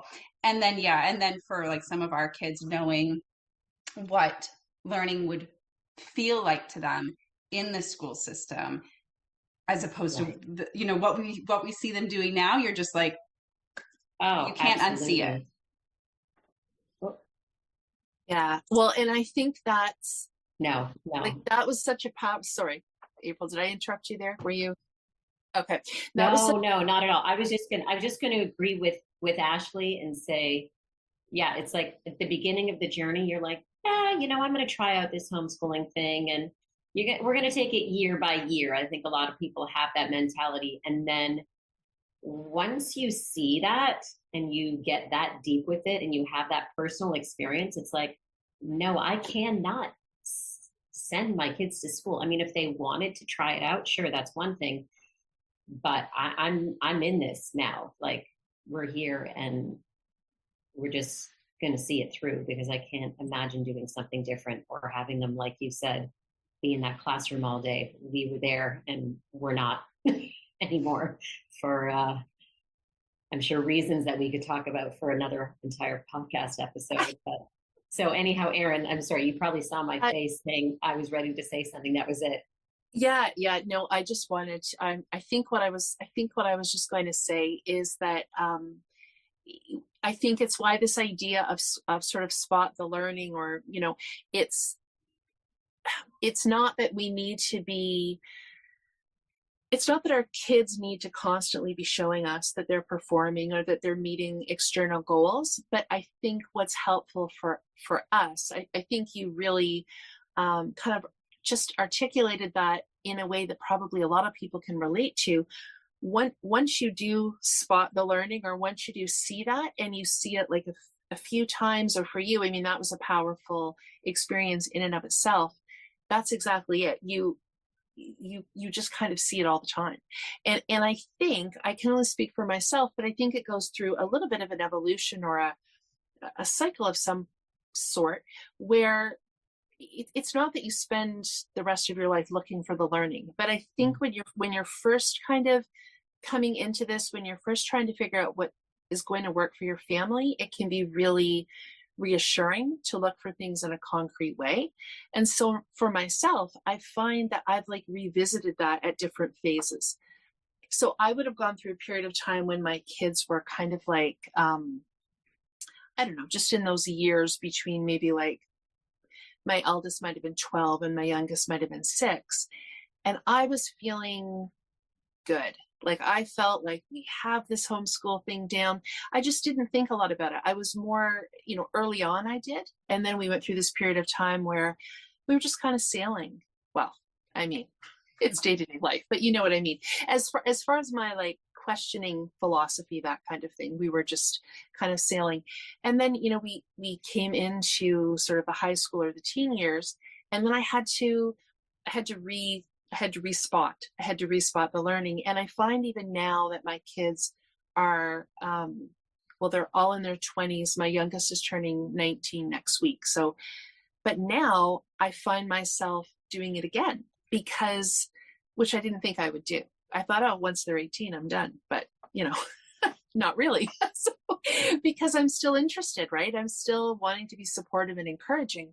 So now I find I am like so fascinated in things I never even would have thought about, just noticing these little pieces of learning. So I do think that it's not that our kids even need to necessarily be thinking we're watching them all the time. And so I'm interested, like, I think you said you didn't want to make a huge deal about it. And that is something that I think about, is the idea of like praise or overpraising. And some kids, maybe if their love language is words of affirmation, they really appreciate that praise. It's not to say praise is wrong, but I think about it when our kids, when we're like spotting learning that's natural, they're not doing it for performance usually. So I have found I've had to sort of reflect a little bit on how to respond. It depends on the child, it depends on the situation, but they're just going about their day, and it might be checking off a relief box in our head. So I'm just kind of mindful about how I go about that. Yeah, I don't know. Does anybody else relate to that, or does anybody else have any insight in kind of what's worked for them, or what their thought process is around that? I mean, I can go ahead and just share that I think, or maybe I'm even just emphasizing what you said, Erin, because when you, like when I was thinking about this before we started chatting today, I was really thinking about how I've had to really pay close attention to both my kids, as to how they receive what I say in reaction or response to anything that they do. And for a while there, I thought I kind of had it figured out. And okay, one kid likes this and the other kid likes that. And they were quite different. They often are. But then I've noticed, and maybe it's just something that kind of changes from day to day, or changes as they get older. But they've surprised me at times. So I've kind of, I guess, let go. I thought it was something that I had to figure out, thought I had figured it out. And now I'm just like, oh, maybe it's not something I need to, you know, figure out for sure, but just, I guess, be aware of it. So, and also, be okay with if I say something and I get a reaction from them that tells me that they did not appreciate the praise or the comment. Or what happened the other day, actually just yesterday, I had, oh, what was it? Oh, my youngest made a joke. And I was like, oh, that is a really, I'm not a good joke teller, so I'm probably easily impressed too. But I was like, wow, like that was really funny. And he kind of said like he had made it up or something, like it was his joke. And I was like, oh, like you hadn't heard that joke from someone else. Like you came up with that? And he was like, yeah. So then I'm like, wow, like I was really impressed. And this was all in front of my oldest one. And I already did kind of know that there'd be some like jealousy or a little bit of, oh, I knew that, so that didn't surprise me, but I was surprised that he voiced it. Like he very clearly communicated to me.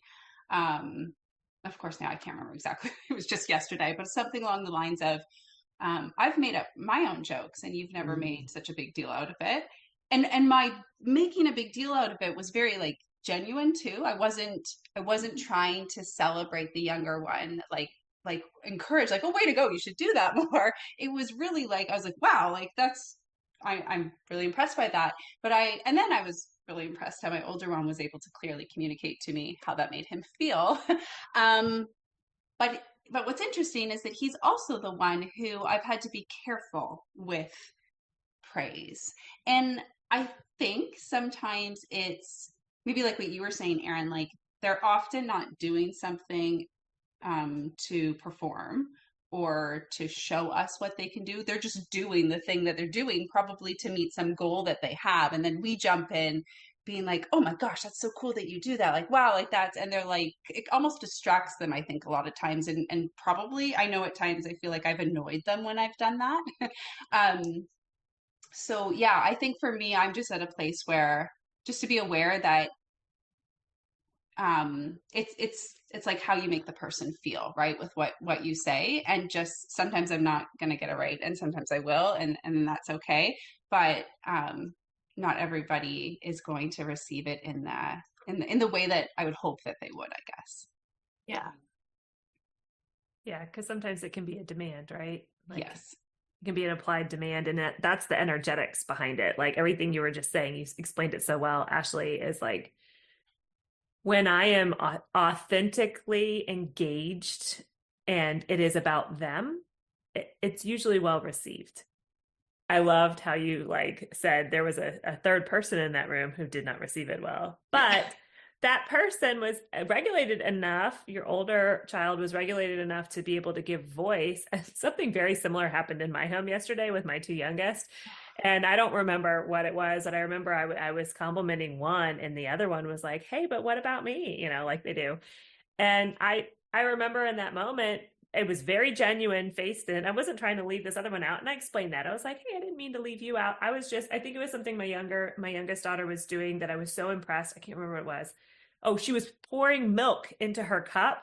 And I was watching it quietly with the pause, like, oh dear, like how close are we getting? Because it was a full carton of milk and it was just so heavy. And she did it. And so I was just relieved and also really impressed. My 10-year-old was like, you don't celebrate me pouring milk. And I was like, oh, that's because you're 10. Yeah. And I didn't say because that's because you're 10. I said because it's because you're so much stronger. I was just impressed that she managed that big, heavy thing.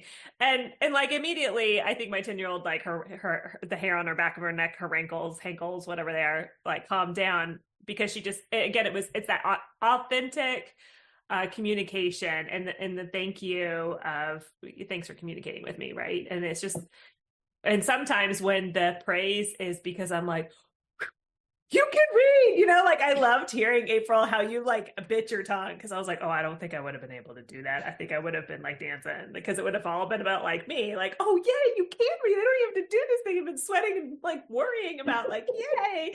And then I would have ruined the moment. So I'm so impressed that like you were just able to keep it back. Cause it's like, when we over celebrate and it is about him reading, right? It was about both. It's like your relief and also being impressed. I think I was more afraid about like scaring him back into the hole. If I was like, oh no, if I say this, he's never gonna do it again.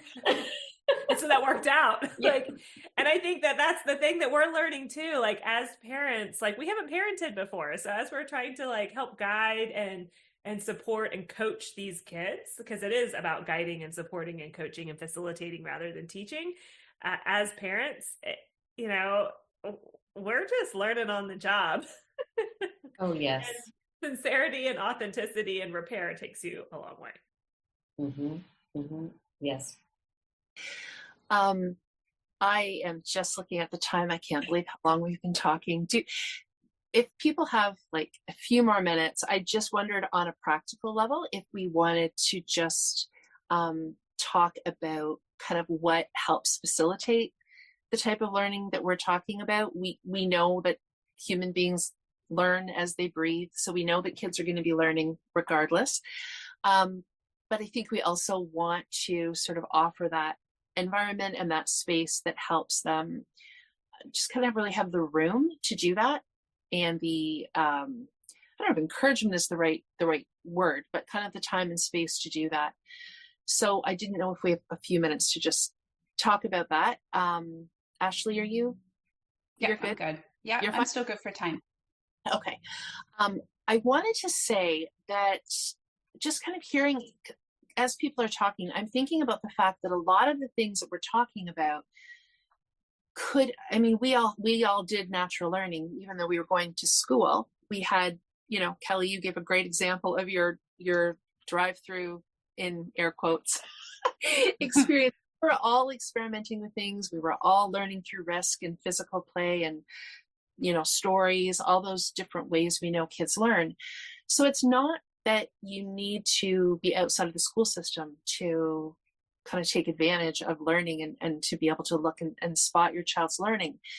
But I do think that having the open time and space allows, I'm trying to think what I find is that play sometimes turns into other play, sometimes turns into other play. Or maybe there's something that kids do and they want to come back to it a week later. Or they're finished for the day, but they come back to it the next morning. And so there's something to me about kids having just enough open time and open space, access to materials, all the pauses we've talked about, if it involves, some mess. There's something there that I do think is harder if kids are in school every day, but I don't think I still think that there's lots that can happen. There's lots that we can be looking for. But Ashley, we had done a podcast episode, I think, on flow and learning. And it reminds me of that, how to me, it's the difference between kind of having some pockets of opportunity during the week and doing some stuff and doing some natural learning versus having the opportunity to really get into flow, because I do think it's a different quality of learning. And April, there's no way that as you've said, there's no way for us to know this, but when kids come to things in their own time, like reading, that is interesting to me, like how deeply maybe that's embedded when they're coming to it in their own time. So anyway, I don't know if anybody else, what you find or what you think about, in your own homes, what do we notice kind of leads to that, I'm going to say, state of flow, because I think that's where the big learning happens. Erin, I think you already answered it. Yeah. I feel like you nailed it. It's time, it's space, and it's, room for chaos. Like that's, if I had to kind of pin it down to three things, I feel like the time and space thing is huge. Like you can't you don't get that at school. You can't get that at school.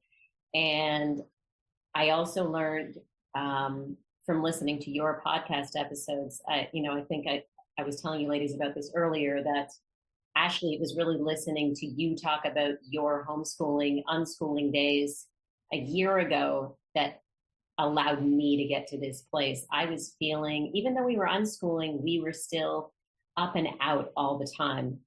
And to me, like flipping that around and staying home and letting them be bored and find things to do. And like, I won't say that we're in a complete state of chaos, but we have like projects that have been started and are sitting kind of all over the place, so that when they want to come back to them, they can easily find it and pick it up again. We do, put things away occasionally, but I feel like those three things actually, and I would add one more, trust. So just good. Once the time and the space and the room for chaos and trusting the process, I feel like that to me is like a little recipe for creating what we want to create in our home. Yeah, that's so good, April. And I would just add to what like Erin and you just said, like total agreement. And then for the parent who's listening, who's like, but okay, how do I get from very adult directed, and you can have a really adult directed homeschool, or you could even be a very adult directed unschooler if you've just started unschooling, right? And where you are in your deschooling journey and where your kids are. Because if you've had your kid in an adult directed environment like school, and then they've left school to come to homeschooling, they have to shift out of that mindset too. And it comes into like what you guys were saying so beautifully about flow. I'm trying to remember where I learned this, and it's not on the top of my mind, but it takes 45 minutes for flow to start. So if you guys know who we can credit with that, it's not in there right now, but it takes 45 minutes. They've studied this for a child to enter flow who is coming from a really adult directed place. And so if you think about it, that's when they're driving you nuts, right? I'm bored. I don't know what to do. And you're like, I'm about to turn on that TV, or I'm about to like pull out the gaming console. And this is not a slam against TV and gaming consoles. It's just kind of like, we've all been in that moment where, we just want them to self-direct. And it's right when you're like itching to do it, that if you just give yourself 5 minutes, they will have found something. And that's usually right around that 45-minute mark where they like got distracted by something and they've wandered off. And you're every time.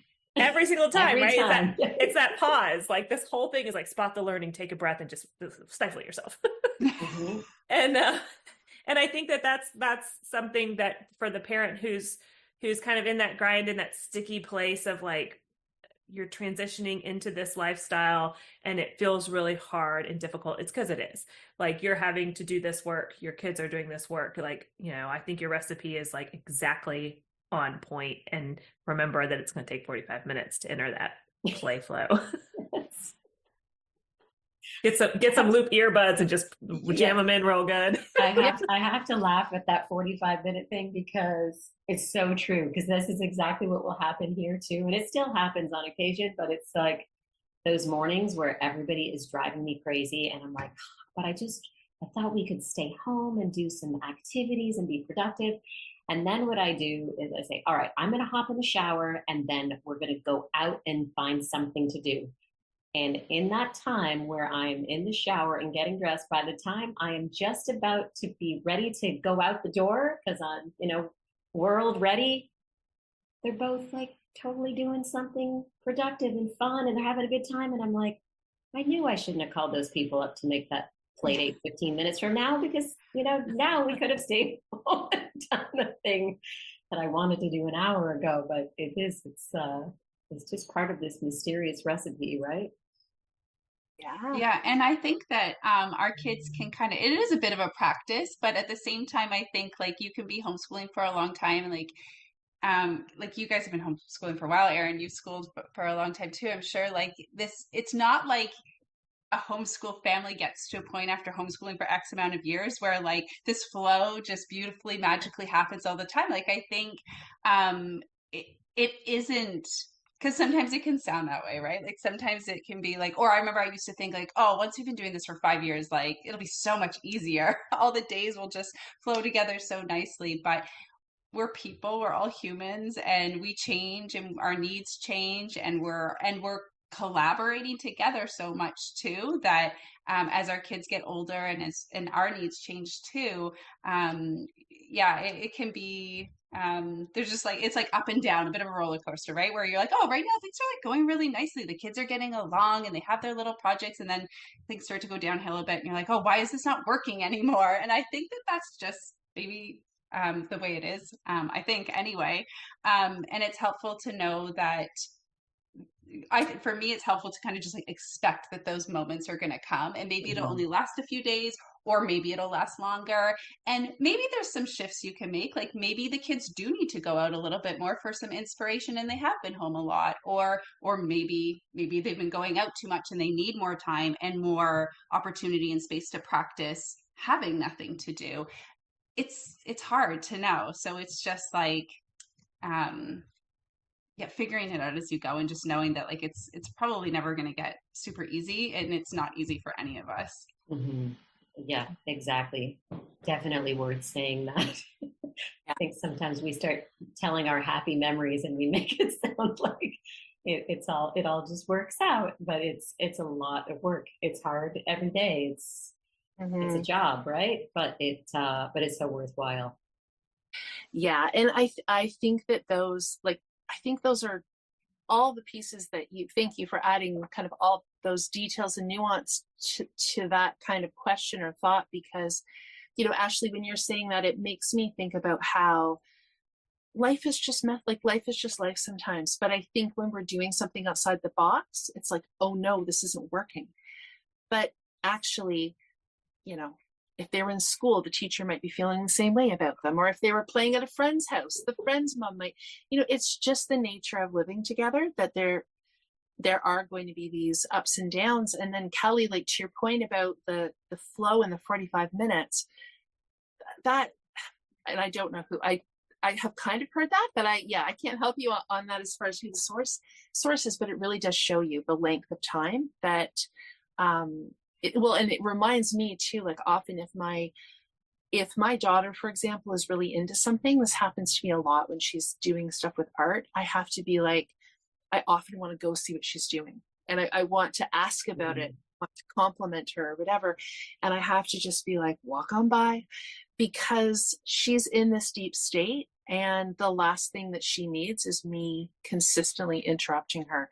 So I think that's another thing as our kids get older and some of the pieces that they're doing require less of our like in the moment input, is kind of really remembering that we can move back from that a little bit, and that there's a lot to be gained by not interrupting somebody when they're in a state of flow. And I think that's the same with younger kids too. You'll see kids get in groups and they have these elaborate games, and the last thing they need is an adult in there questioning them about it. Like they're in the zone and they're doing their thing.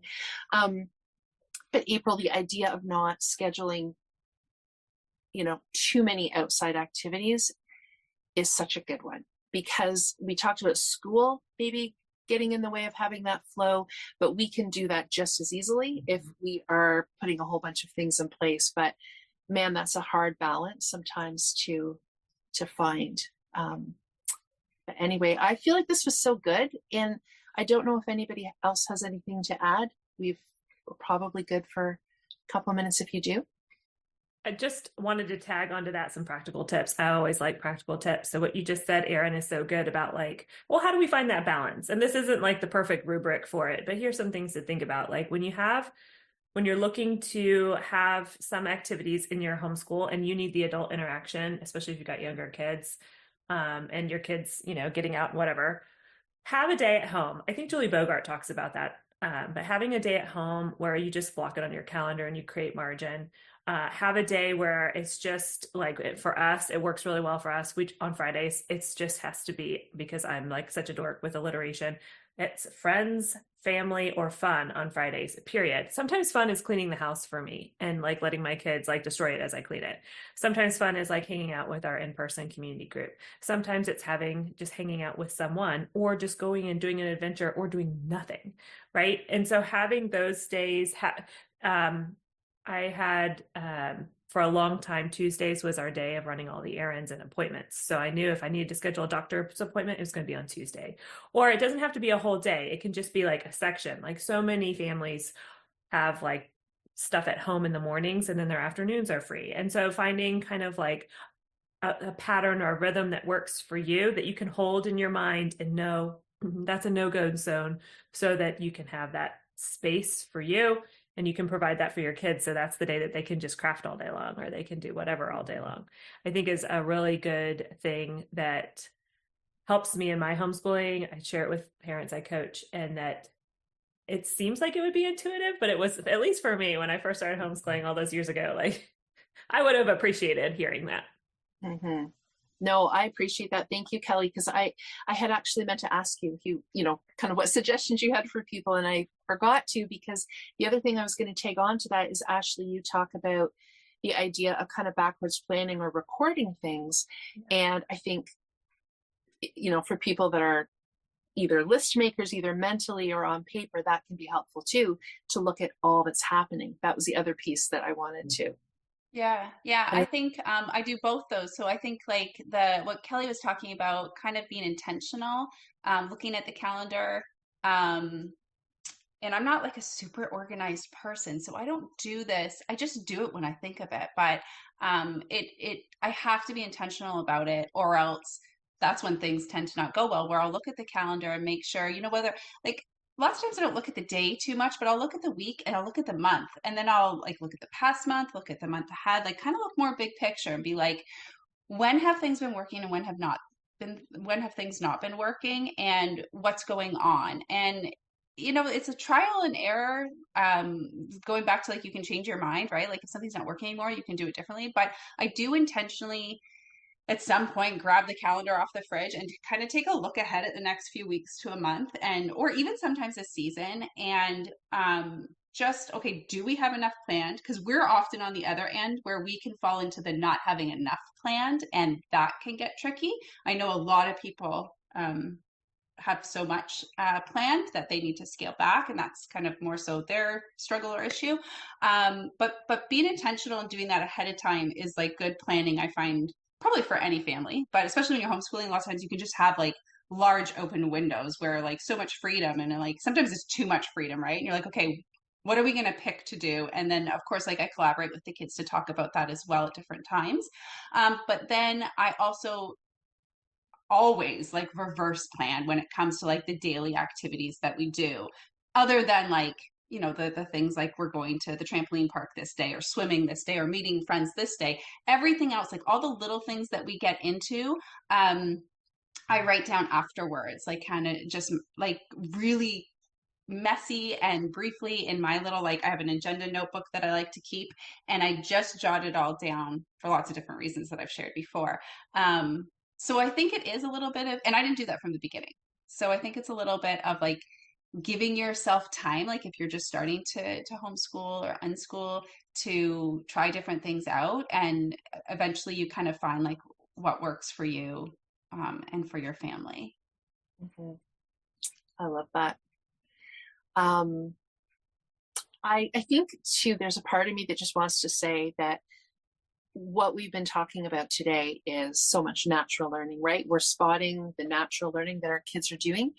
And so that's been our focus. But the purpose is not to be like anti-curriculum or anti-course or anti-lessons or anything like that. And later on in the fall, actually, we will be talking about that too, just kind of, how and when do people pull in resources and curriculum and that sort of thing. So I just kind of wanted to throw that in there, that, I think we recognize that there's that other angle as well, but today was a really nice chance to, just really kind of chat about what does learning look like, and how do we how do we spot it, and how amazing our kids are. I really love the stories today, especially these physical ones.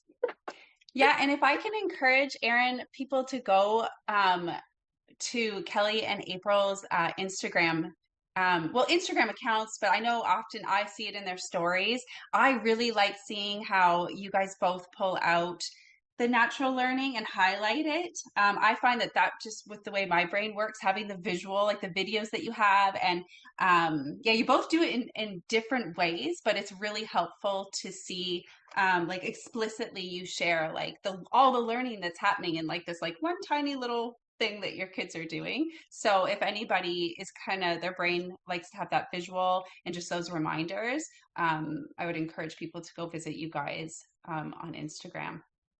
Thank you. Yeah. And so April, we will link. So for you, it's Modern Homeschoolers and Heroine of Her Own Story. It's a heroine of your story. Of your story. Yeah, Sorry. but okay. that's very close. Excellent. Okay. And I love it. You're starting to really build some great resources and ideas for people. Is there anything you want to add to that? Or should we link both of those in the notes? I think those two Instagram accounts, that would be perfect. I appreciate it. Any engagement or following the page. I'm at the very beginning stages for both of the accounts, so all of it makes a big difference for anybody who doesn't realize. Even just leaving a comment or sharing it with somebody allows anyone who's creating content the opportunity to keep doing it. So we appreciate it. And really appreciate this opportunity to be here with you ladies today. Thank you. Oh, thank you so much. I think we both really appreciate you coming on today. This has been great. And then Kelly, for you, your 90-minute school day, and I know you've got a couple of new things you're offering, but feel free to share whatever is coming to mind as far as your offerings for people right now. Thank you guys so much. This has been so wonderful just being with you guys, and it's so affirming, and stories are so powerful. So thank you so much, Erin, and thank you so much, Ashley and April. It's been so much fun being with you today as well. Yes, I have a couple offers this fall. I'm not sure when this one will air, but I have my Day in the Life community that just launched. And that is a lot like this podcast, where we gather in small groups and we talk about all of these things and support one another. And ironically, I love the alignment of today's conversation with what we've been working through in August. So each month has a theme. And our theme this August is we work through a time audit, which Ashley, you just basically outlined about how you kind of move with your calendar. And we time audit so we can see where we are and where our current positioning is, so that we can build margin where we need to, so that we can have that space where the kids can learn, right? And then where it moves into rhythm, and we need to offer ourselves self-compassion and learn to not be so judgmental with ourselves. It's such a tough thing. So that's what we're doing in August. And then we're going into other topics looking forward. So you can find out more about me on my Instagram page, 90-Minute School Day, and then my website, 90minuteschoolday.com/DITL for Day in the Life community. We'd love to have your listeners and just awareness. Like April was saying, it's just so nice to know about these resources. If it's not for you, then maybe it's for someone else. To have that in-person community. Everybody has a small group, and the small groups are fantastic, such a supportive community on Marco Polo. And then I have guide training. So for people who really are kind of in that grind, right? Of like, okay, I'm just entering homeschooling, or I've been homeschooling and I want to go into unschooling, and I need help and some scaffolding with deschooling. I just don't feel comfortable all by myself over here. Guide training is a scaffolded program where we walk through in 8 sessions as a group, and we have it in the fall and the spring. So that's coming up in the fall. So thank you for this opportunity to share what programs I offer to support homeschooling and unschooling parents. And I'm just so grateful to be here with all of you guys. Thank you. Oh, you're welcome, and thank you. This was fun. I enjoyed this. So Me too. have a good rest of your day, everybody. Thanks, Yeah, thanks, you too. guys. Take care. Thank you. Bye. And this ends our conversation today. We hope you found it interesting and maybe helpful. If you'd like to connect further or see additional content, Haley can be found on the web and on Instagram at Taking a Kinder Path. I, Erin, can be found at Everlearning, and Ashley can be found on Instagram at Ashley as Mama and Storytime Shelves. We'd be very grateful if you'd share this conversation with anyone you think might appreciate it. Thank you for your time today.